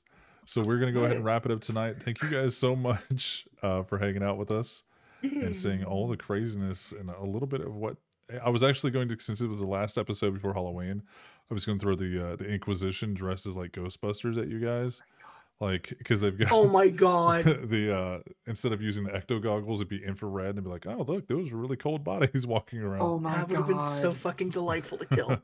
So good. Hey, save it for next week. Yeah, I mean who It's knows only what the 2 days Inquisition after is Dia gonna- de los Muertos. It's still spooky season, baby. I looked at that up, yeah. So thank you again, you guys. Thank you to my wonderful cast and coterie. I appreciate you guys. Thank you for dealing with all my emotional trauma launching at all of you tonight. Jerry is alive. Jerry's Uh, alive. Yeah, Jerry's Did I alive. lose any humanity? You did not, because he is not dead, and he's Oh, still okay. he's still attached to you and providing you the vibe. Now, if that And changes, shooting at me, same old Jerry. yeah. So I know this episode was a little bit rough, especially for Siren. So can we get a thumbs up from everybody? I'm going to stick around after chat. That is a thumbs up check from me to them. They always know that they can reach out to me afterwards. To where every good tabletop where you have these kind of moments, it's always good to check in with your cast and crew. And don't worry, we're going to do that offline here real soon. So thank you guys so much for tuning in. We'll see you guys for Vampire next week, but don't forget to turn on your notifications for Rep RPG so you can tune into all of the tabletop goodness. Victor, Cody, I want a Screamer's voice. Show him the Screamer's voice before we roll out. Screamers is on Monday nights. He is the leader of the Archivists, and they have performance reviews coming up every 6 months. It's my favorite voice on tabletop, hands down. So we will see you guys next week. I love you guys. See you guys next time.